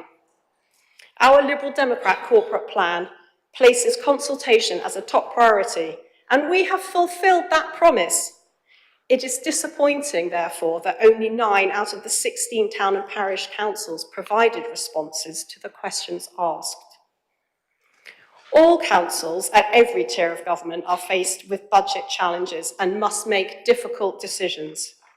It is wrong to shy away from these decisions just because the deprived areas of Hemel Hempstead have no voice to argue their case. Highfield and Adeyfield are in the 10% most deprived areas in England. The Police and Crime Commissioner has identified Dacorum as the borough to receive central government funding for the violence prevention work that he is doing.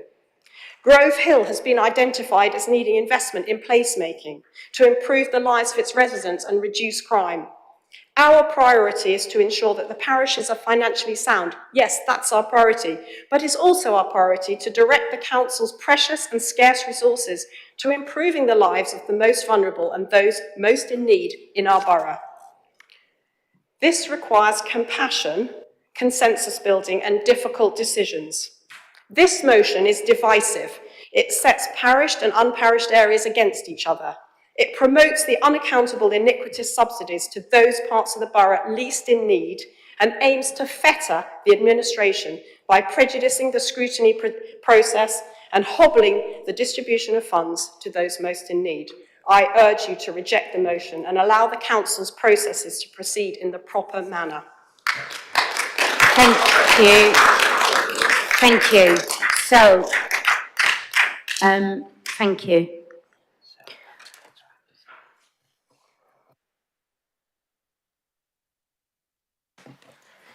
Councillor Anderson. Thank you, Madam Mayor. I wasn't expecting that. I'll turn it over. There were no other questions, There were so no that's other why I was questions, coming right. to you Sorry, I as shall the responder. Get a crack on. The concurrent services scheme is... Sorry, we do now have another, you Sorry, haven't... I wasn't quick enough. I didn't realise you were going to the seconder. Are you going to the seconder now? Just bear with me. Yeah.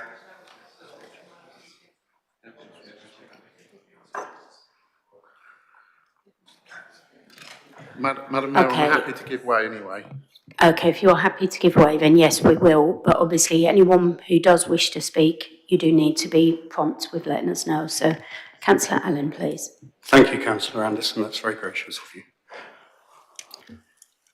So, making cuts is not easy. We didn't come into an administration to make cuts, and it brings no pleasure to have to look at this budget line.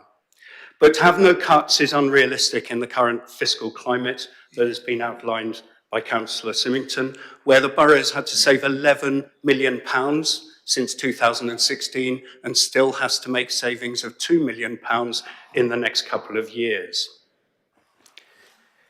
The delay, it's already been delayed. We delayed it for a year. Let's not delay it for another.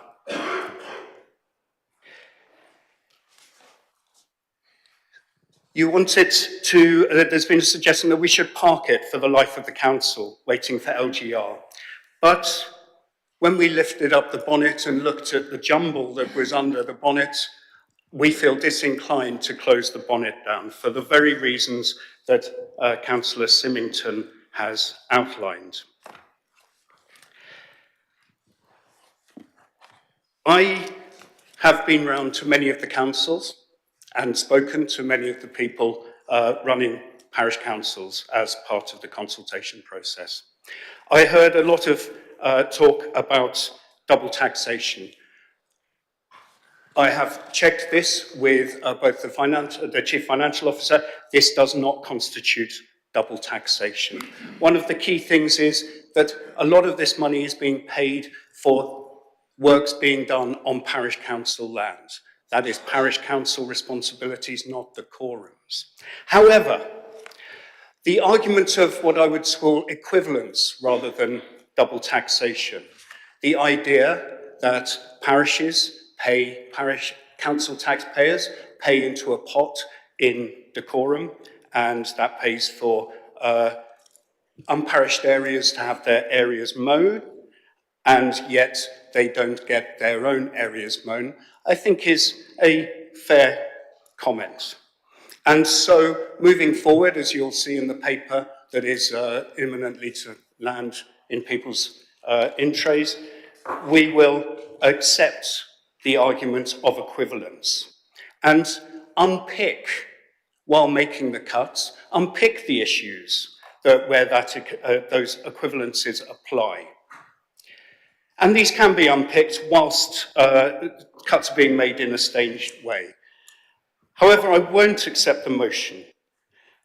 We need to proceed to scrutiny, where a carefully prepared paper can be considered properly rather than arguing on the basis of supposition as we currently are. Excuse me while my...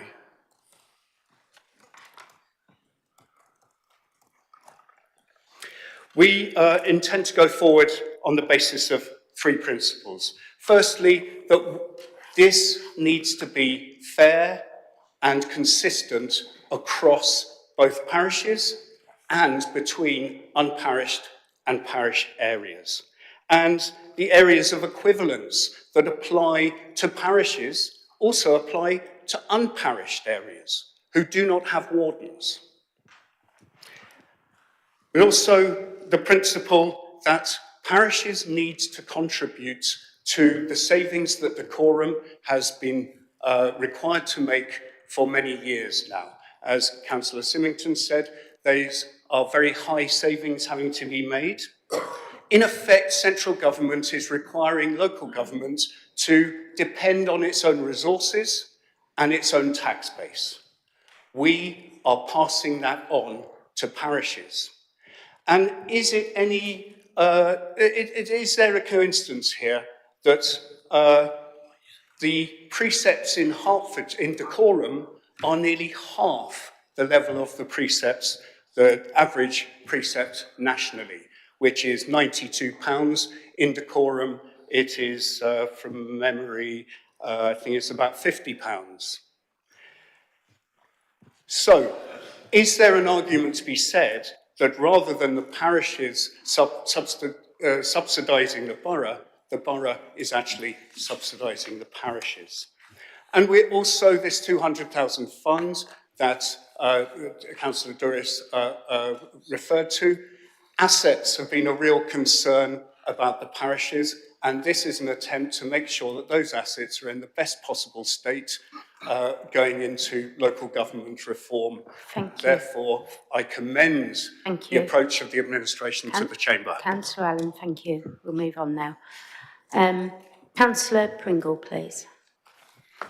Thank you very much, Madam Mayor. I say, as someone who was elected as a Liberal Democrat, who remains a member of that party, although not a part of this group, and who still holds dear the values upon which I was elected, that I find that it very concerning to hear such aggressive and divisive invective from the leader of the council, setting village against village. They're actually named without any real information. And that just seems to me to be a complete lack of responsible leadership in a cost of living crisis, particularly when people from our supposed joint principles really should be standing up against wedge politics. It's something we see across the whole world at the moment. It's a threat to democracy, setting rich against poor, village against town, and people of different cultures against one another. And responsible leadership should really try to bring people together, to not make presumptions or judgments based on where someone lives, and to really show that they're doing their absolute best to be fair to everyone. And I can say that not just in my village of Northchurch, of which I am very proud of my residents and everything they do for their area.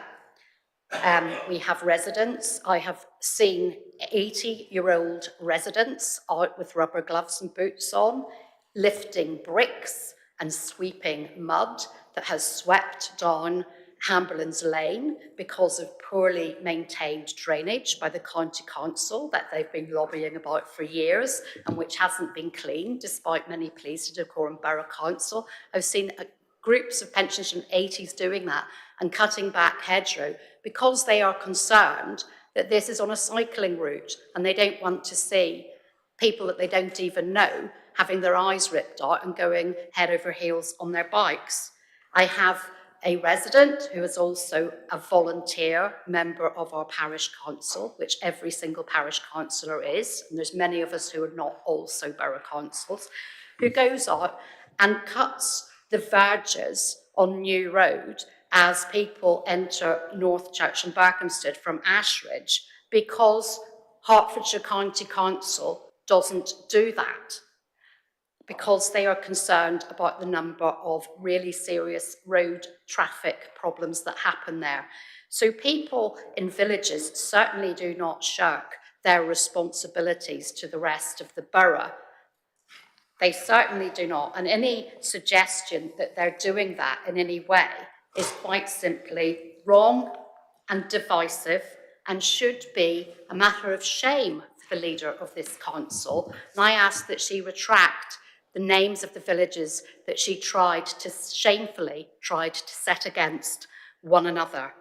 In fact, also outside my village, I have campaigned across the county, and there are some extremely deprived pockets of rural poverty in this country where people have very few services and very little resources to fund them.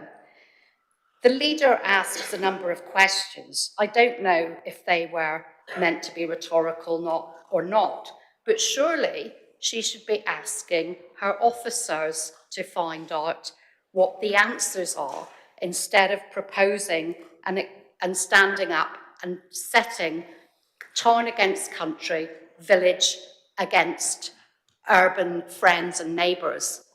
There are plenty of areas in that are unparished that could well become parished, and maybe Councillor Allen in his final report will consider proposing that Boxmoor becomes a parished area, then they can pay a precept like the people in the other villages do, and Councillor Allen could perhaps set that, and then he would be able to identify a net return that could be made to the borough. But unless he's prepared to do that and have all the other areas in Hemel Hempstead parished and pay for a clerk to do the work that they get for free from Dacorum, then I suggest he revises his approach. Thank you, Councillor Pringle. Councillor Faradell, please. Thank you, Mayor. I want to start by coming back on something the leader said. If the issue is unfairness between parishes, then surely it's better to try and find a fairer way to equalise the grants than to simply cut them all together. Now, I represent a ward with 3 parishes in, for context, Flampstead, Markgate and Great Gadsden, rural parishes who rely on this funding to deliver services that in Hemel and in some of our more urban areas are delivered by the Borough Council, and they deliver that at better value for money, but also importantly, with a better focus and understanding of local residents and local priorities. We have a big issue in our rural areas, especially on my side of the borough, of people not really understanding what Dacorum stand for beyond the fact that it's on the bin. And if you completely cut this concurrent services grant and cut funding to parish councils, then really what is the point of the work that the council do? You look at what happens in Hemel with access to community centres and a lot of the work that's done around supporting social housing, it's a lot more Hemel dominated than we get in our rural areas. But you've heard lots of that already, so that's not really why I stop. I more want to speak directly to those opposite who represent parished areas, including those who are local councillors, those who are borough councillors for parish areas, and importantly, those who are county councillors for areas that have parishes, including my county councillor. You're going to vote if you oppose this, right? The wording of the motion is simple. It is Council resolves to recommend that Cabinet removes any proposal to reduce the concurrent services and Warden's grant from the budget, which means if you don't support this, you're voting to cut concurrent services grants and to make residents and parishes poorer. Is that really what you want to do? Is that really what you want to do when you next walk into the parish council meetings, to look them in the eye when they ask you questions and explain that you've cut their funding? Or are you strong enough to stand up and do what's right for the residents that elected you to, even if it's not this office, but to other offices that you hold concurrently? Do you have the backbone to do that?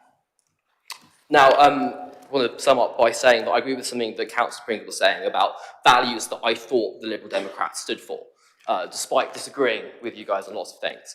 And one of the big values that I thought the Lib Dem stood for was localism. But if you're cutting funding to even more local councils, that goes against that, surely.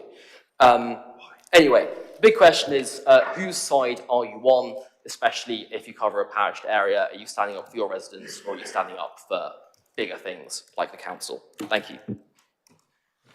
Thank you. Councillor Gale, please. Thank you, Madam Chair. My first observation is that this motion is one that wants to avoid scrutiny for subsidies. It's a little inconsistent with transparent government, which is simply to remove something from scrutiny. Please don't look at our grants. Please don't look at this. Take it away from scrutiny. It's not very transparent. The other observation I have was that the Conservative criticism of our budget was that there were not enough cuts. Now our opponents seem to be complaining when we propose some judicious cuts. The median Band D parish precept throughout all of England, according to government statistics, is £92.22 for 2025 to 26. The median precept for decorum is £49.84. 5 of the 6 decorum town and parish councils with the highest dependence on DBC funding charge their residents a precept which is considerably below the English average. It's abnormally low in an area in the southeast where the cost of living in general and incomes are relatively high. And perhaps this is because of this steady, unquestioned subsidy from Decorum Borough Council. There's very much parish-owned land, which is the legal responsibility of parish councils, which are being maintained using borough funds. Now, I'm not divisive, and I don't believe that our leader is divisive. Decorum is one borough, and it's true, there's likely to be cross-subsidisation, and that's not a bad thing in itself. We're not setting town against country or one village. There's not going to be a decorum civil war about this. But it's fair to scrutinise, it's fair to ask questions, it's fair to ask questions about the disparity between the different subsidies in the different villages. And bearing in mind the principle that those with the broadest shoulders should carry the greatest burden, this subsidy seems to be an anomalous example of the opposite. It cannot be right for the unparished areas where average income is lower, like Bennett's End, Grove Hill and Highfield, to be subsidising the maintenance of villages in some of the most desirable places to live in the country. I think our council taxpayers are entitled to have this scrutinised and have questions asked. And it is quite unattractive for people to try to take this away from the democratic process. Thank you, Madam Chair. Thank you. Councillor Walker, please. Thank you, Madam Mayor. We've heard a lot of things tonight, and I'm sure we'll hear some more about this, and nobody wants cuts. I can totally understand that. Speaking of Bovingdon, which I'm also a parish councillor, just simple facts. The removal of that, removal of the grant will probably, if it won't probably, it will increase the precept by 15%. There's no way around it. I like to put on record that Bovingdon spends every penny of that grant on what it should be spent on, and that's what it's for. So the simple matter is, if it is removed, then we will raise precept by 15%. That doesn't take into account inflation. Villagers will obviously hate it. The keyboard warriors will go crackers, and we'll have to explain to them why it's happened. But it does seem grossly unfair to happen so quickly. And I totally understand the differences in the villages around, but it's money that's needed. It's not banked. It is needed to do it. And I think it is more efficient if it is done by the village than be done elsewhere. I leave it at that. I'll support the motion. Thank you. Thank you. Councillor Timmis. Thank you, Madam Mayor. I also am a borough councillor for Watling Ward, which is 3 parishes, 3 villages. Residents pay the same council tax as those residents in Hemel Hempstead, Berkhamsted and Tring, but they do not benefit from the same resources, infrastructure, transport and leisure facilities in particular.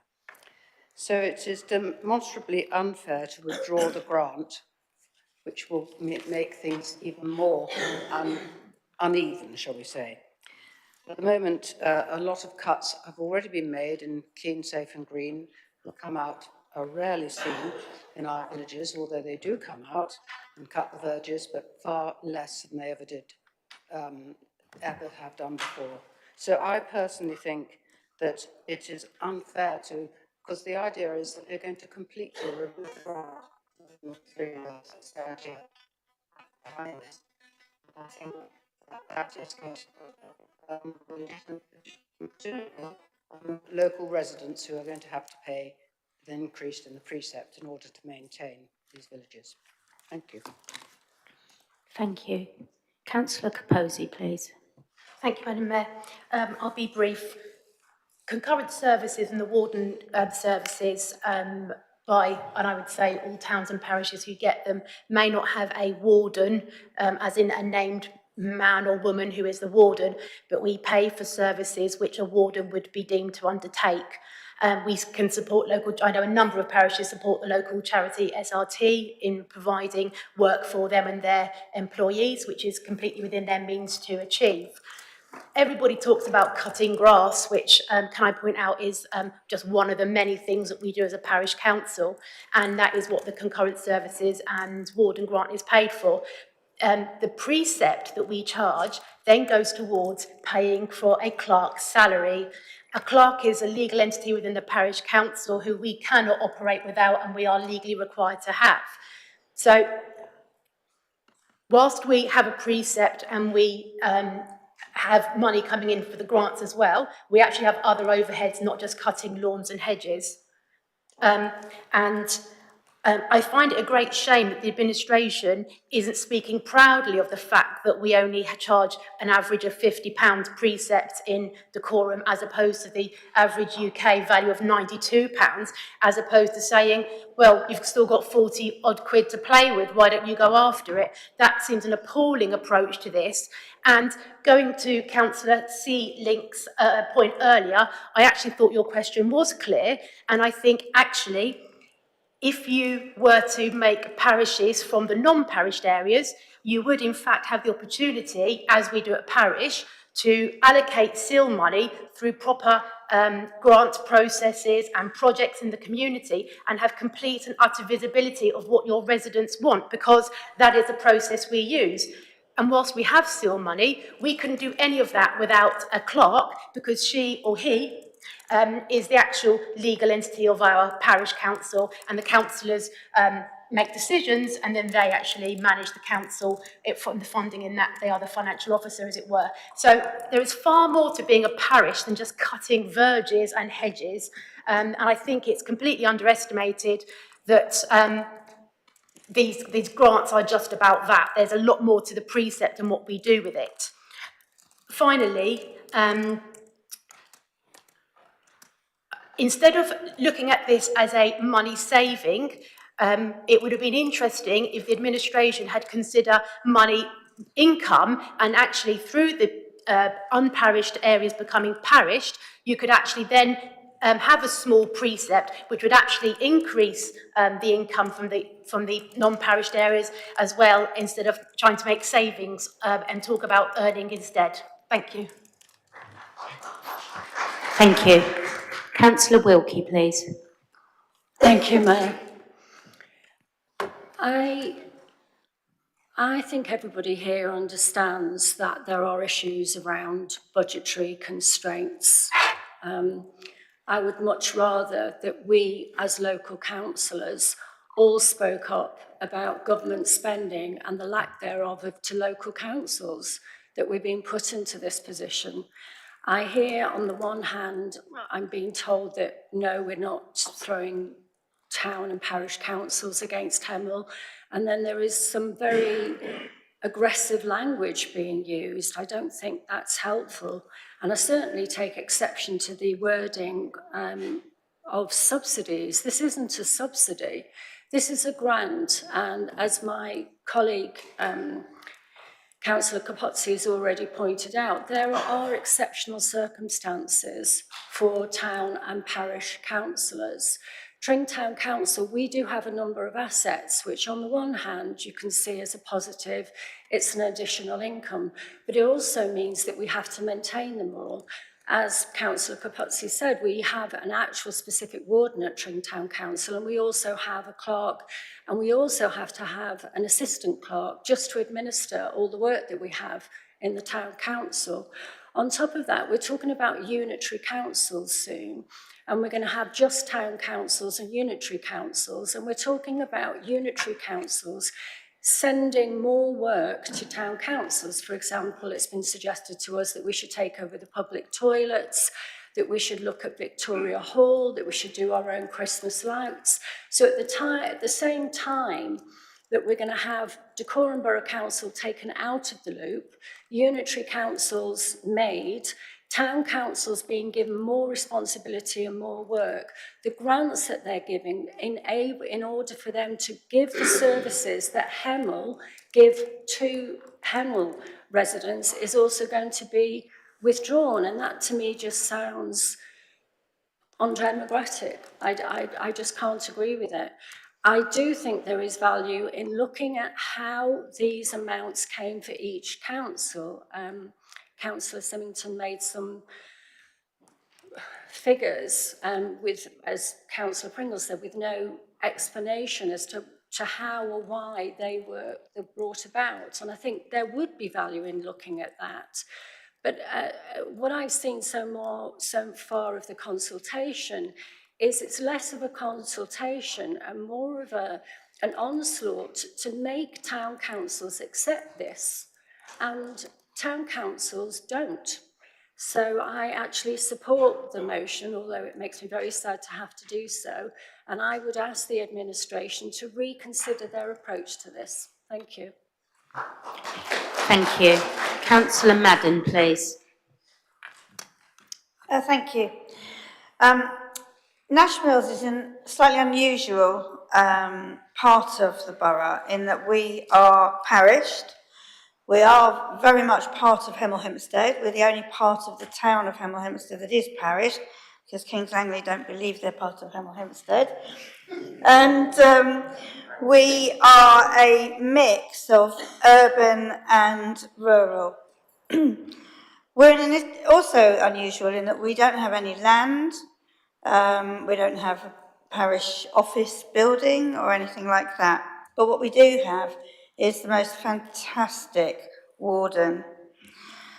Now, our warden works outside the parish boundary, actually, and we pay him as a parish council, and he works outside the parish boundary. He walks from Kings Langley every day, and he collects litter all the way to and from work every day.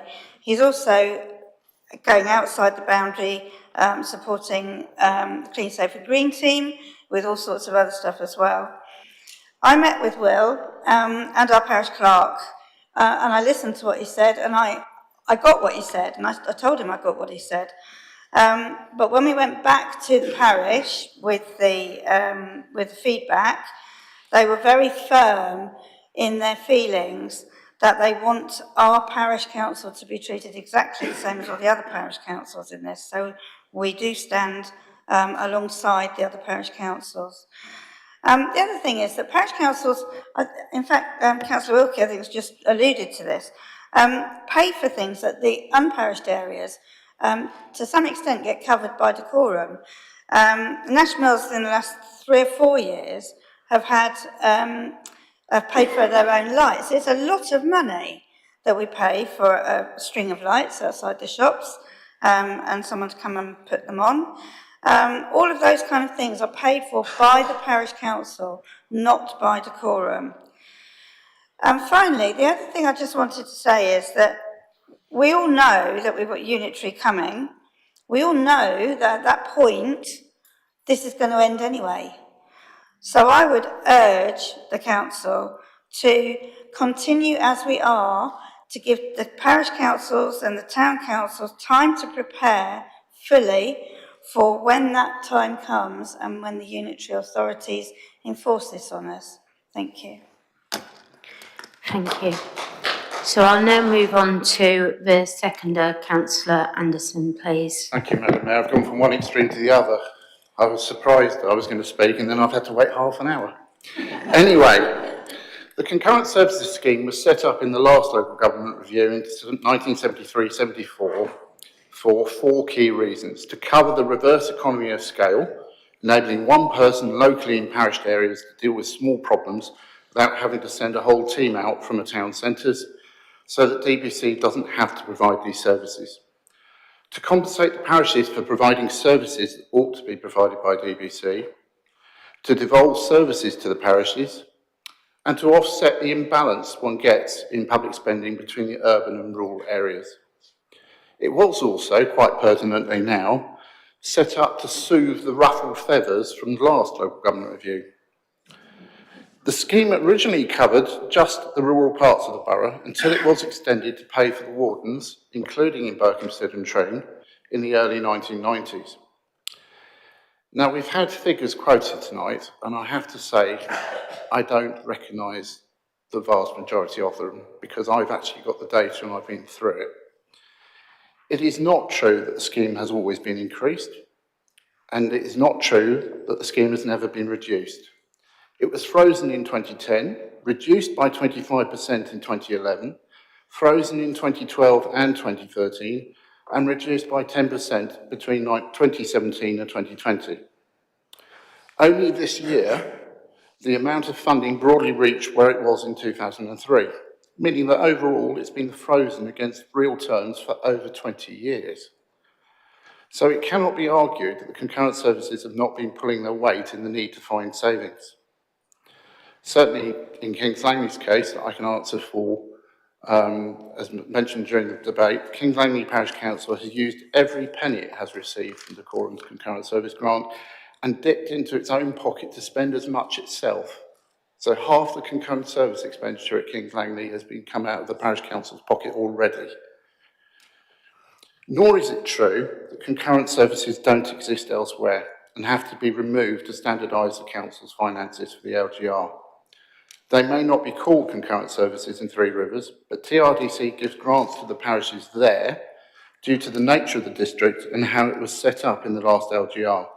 And this is not the only example.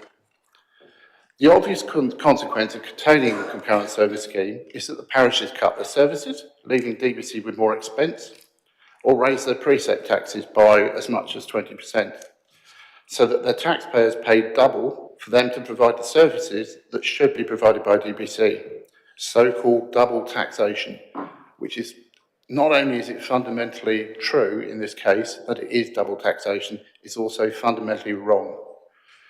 Trying to fudge the issue with an extraordinary fund to provide one-off funding does not solve the problem whatsoever and displays a crucial lack of knowledge as to how the difference between revenue and non-revenue.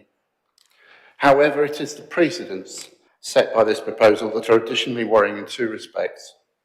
First, for those representing urban wards and thinking this is just a case of the parishes whinging about self-interest, there is something I believe you need to be aware of. DBC provides a lot of additional, non-standard funding direct to urban parts of the borough. For just one example, the neighbourhood centres. If the proposal to cut concurrent services succeeds, the next logical step would be to take out the non-standard urban funding streams as well, and that is why I'm appealing for your support in this matter. The other respect is the voluntary sector, care and other discretionary funding provided by this council. The completely selfish, self-defeating attitude demonstrated by the proposal also sets a very worrying precedent for how DBC will treat the voluntary and care sectors during the LGR, as I warned at the last full council meeting, or the one before, I think. Now, I did respond to the consultation last year, but was ignored, and Councillor Johnson and I agreed to meet the portfolio holder to discuss the consultation this year, only the portfolio holder went to the wrong location. So I just wanted to point those particular points out. But in summary, Madam Mayor, I therefore appeal to colleagues to support this motion against the proposal to curtail the concurrent services scheme, and if it is carried, to the executive to respect the outcome of the motion. Thank you, Madam Mayor. Thank you. So I'll go back to Councillor Doris for your final right to reply. Thank you very much indeed, Mayor, and I won't be needing the full 10 minutes, I can tell you. But I might talk for about 5 minutes and then I can just very quickly find out whether Watford actually have won. I know it's 2-1. I was listening intently to Councillor Anderson, like a multitask. Indignation and rhetoric, Councillor Sivington. That's how I heard you speaking. There was an awful lot of indignation, an awful lot of rhetoric, and how dare we should challenge what you were suggesting, or the administration, the minority administration, should be doing.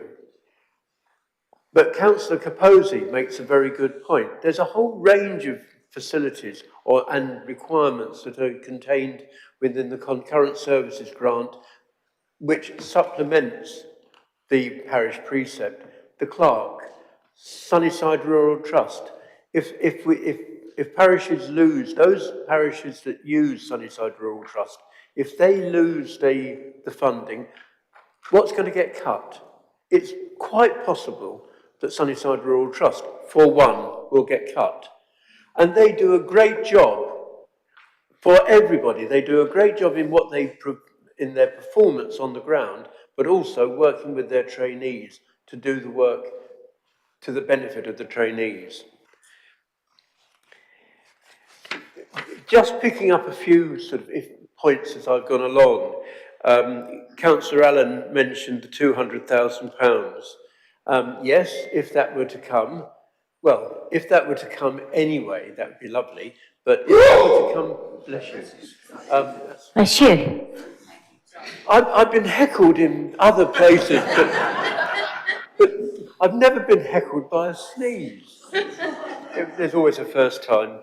The £200,000 that Councillor Allen was suggesting as a recompense, if you like, for taking away the concurrent services grant, how would that get divided up? I wonder if you looked.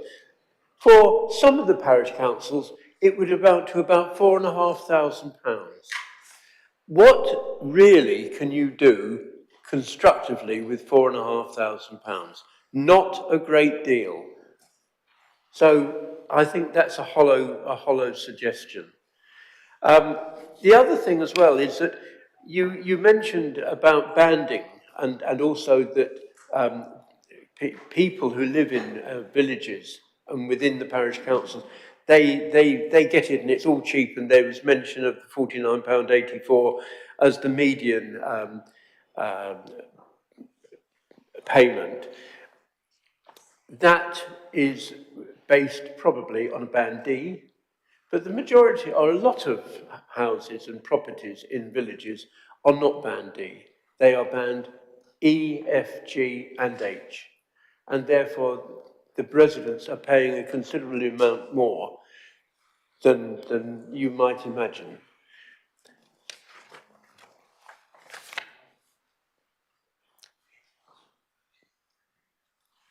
I think one thing which I did pick up also from Councillor Symington's propositions was that it felt like you, and I think this is possibly a trait of Liberal Democrats, that when you're on the losing side, you revert automatically to the last 14 years, and everything was terrible in the last 14 years, and it's all the problem of the people in the last 14 years.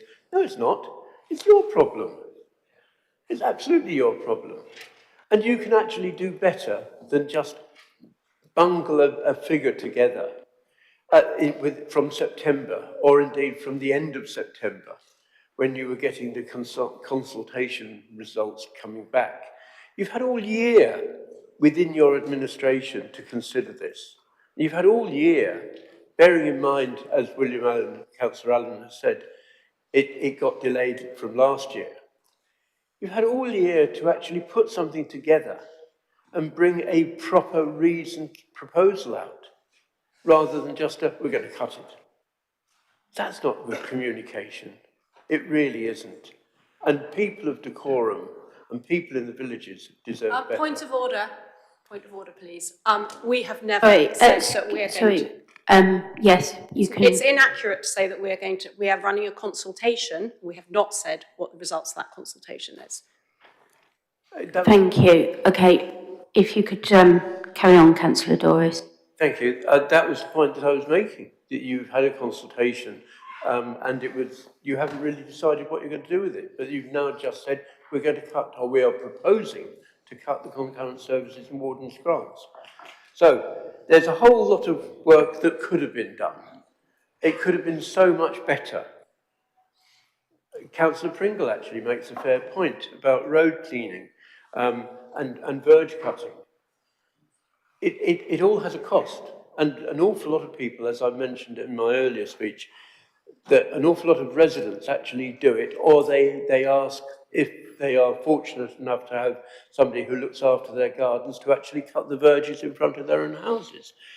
That's community spirit. Obviously, it attracts a level of humour from over there. I'm not quite sure why, but I'm trying to make a reasoned point. But the bottom line is, you had all year. This is a bungled it's likely to be a bungled last-minute project coming to Finance and Resources and then to Cabinet. But as the motion says, we're asking you to think again and not go ahead with it. Leave it as it is. We don't know what's going to happen in 2028 or thereabouts. So just let sleeping concurrent services and warden grants lie. You're causing an awful lot of grief. Maybe that's what you want, I don't know. But you're causing an awful lot of grief, and I would suggest that you are letting down the very people who voted you into this building as their representatives.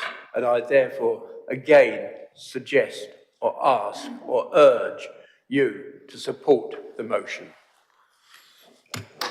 Thank you. Okay, so now we are intending to vote. Can we have a recorded vote, please? Seconded. Yes, please. And third, okay. So third was Councillor England.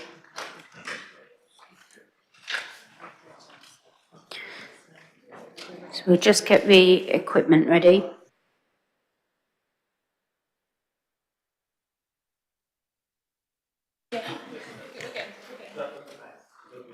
Okay.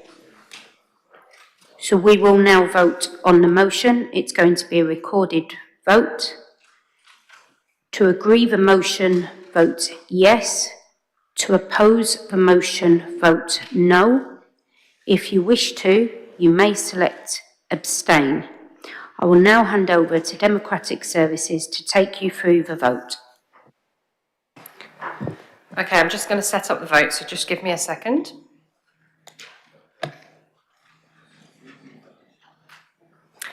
Can anyone see the voting screen?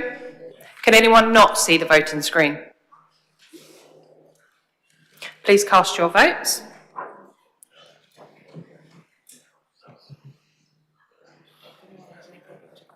Yeah, no, they can all see it.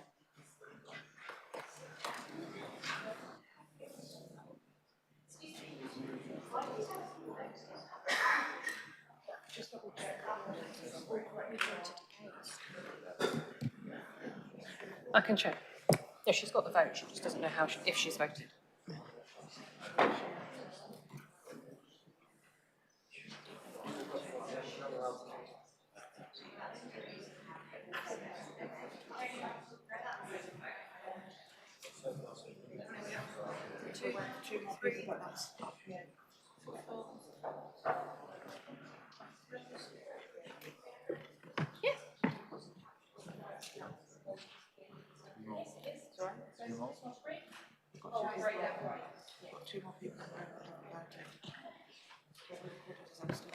Okay, we are expecting 2 more people to vote. If you are intending to abstain, please can you press the abstain button and get the vote on the screen. If anyone's having any problems, do raise your hands and we can come and help.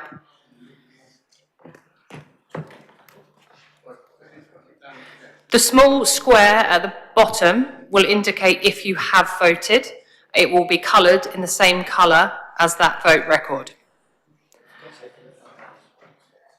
Anyone need help?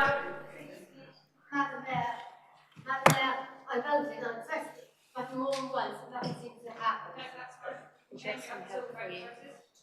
You have unvoted, so you need to press it again.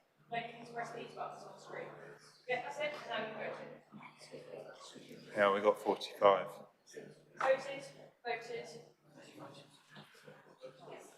There is 45. So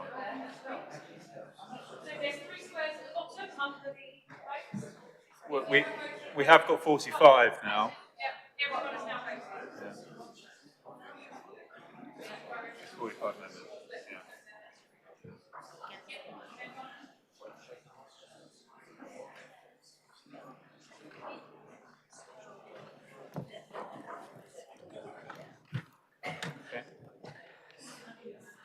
Okay, I'm going to... Hold on, you're okay? Am I closing the vote? I'm closing the vote.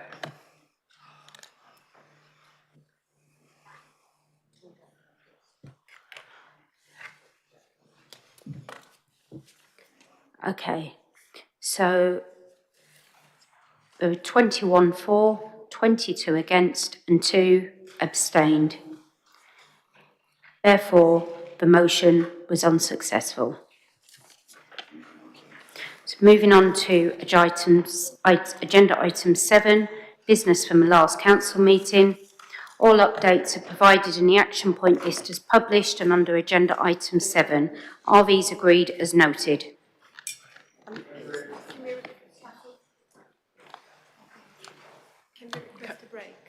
I'm sorry, I'm being asked a question. Yeah. Yes, Madam Mayor, can we request a 5-minute break, please?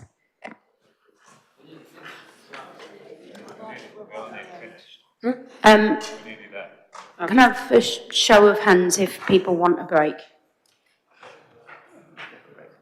I think the majority are not wanting a break, so I think we're just going to have to plough through. Thank you. Okay, agenda item 8. I invite the Leader of the Council to introduce the referrals from Cabinet.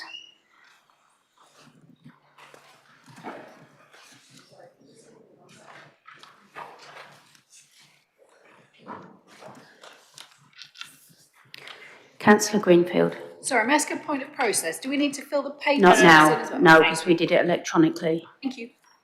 We give those just in case the technology is not as Didn't know. good as Thank we you. need it to be. Councillor Symington. Yeah, thank you, Madam Mayor. So, item 8.1, CA/67/25, Treasury Management Outturn and Performance Indicators 2024-25. I move the recommendations as set out under item 8 of the agenda. Do I have a seconder? Oh, okay.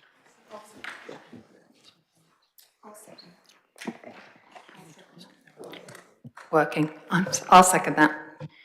Thank you. Are the recommendations agreed? Okay, agenda item 9, overview and scrutiny referrals. There are none, so moving on to agenda item 10. I invite the chair of the Licensing and Health and Safety Enforcement Committee to introduce the referral from the committee. Thank you, Mayor. At the meeting on the 22nd of July 2025, committee considered the review of Statement of Licensing Policy, Licensing Act 2003. The substance of it was 3 substantive amendments.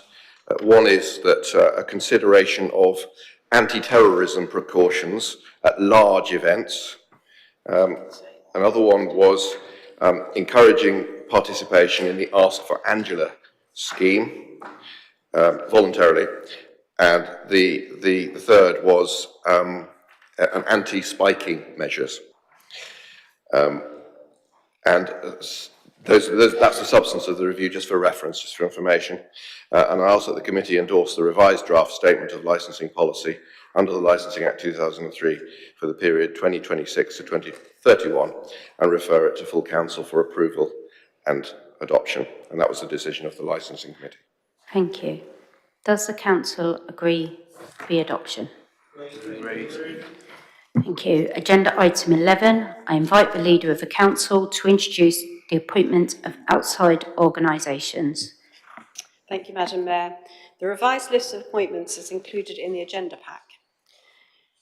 There's one addition to that, which is that Councillor Carrie Link, would like to be nominated for the Apsley Community Association, which has reformed since July. I'd also like to draw Council's attention to Relate Decorum, which currently has no decorum representatives and both seats are vacant. If anyone would like to nominate themselves for one of those roles, please get in touch outside of the meeting. Thank you. Councillor Timmis, your light flashed on and then off again. Are you trying to speak? I just wanted to point out that there are 1 or 2 inaccuracies on this list, in particular some that do not exist anymore. So I don't know if I can speak to... Should I recommend that we... Afterwards. Right. I'll recommend we get that list updated. Thank you.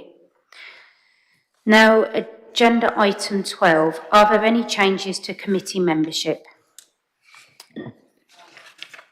Yes, Madam Mayor, there are some changes. So, Housing and Community Overview and Scrutiny Committee.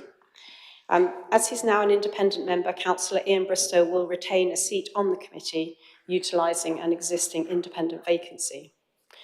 The resulting Liberal Democrat vacancy will be filled by Councillor Brenda Link. Councillor Nigel Taylor will be appointed as chair. Strategic Planning and Environment Overview and Scrutiny Committee, Councillor Brenda Link is removed and Councillor Will Jankowski appointed in her place. Health and Wellbeing Committee, Councillor Will Jankowski is appointed to fill a Liberal Democrat vacancy. Development Management Committee, Councillor Ian Bristow is removed. Councillor Will Jankowski appointed to be the Liberal Democrat a vacancy. And Joint Negotiating Committee, to reflect the revised political proportionality, Councillor Nigel Taylor has been removed as that seat is now allocated to the Labour Group, who have confirmed the appointment of Councillor Angela Mitchell.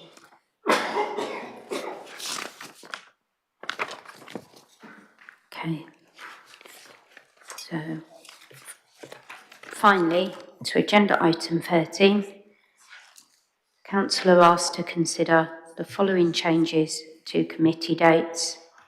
Sorry, I've just got another light on. Councillor Bristow, please. Yes, I would like to propose myself to join as a vacancy on the Finance and Resources Overview and Scrutiny Committee as an independent member. Thank you. Thank you.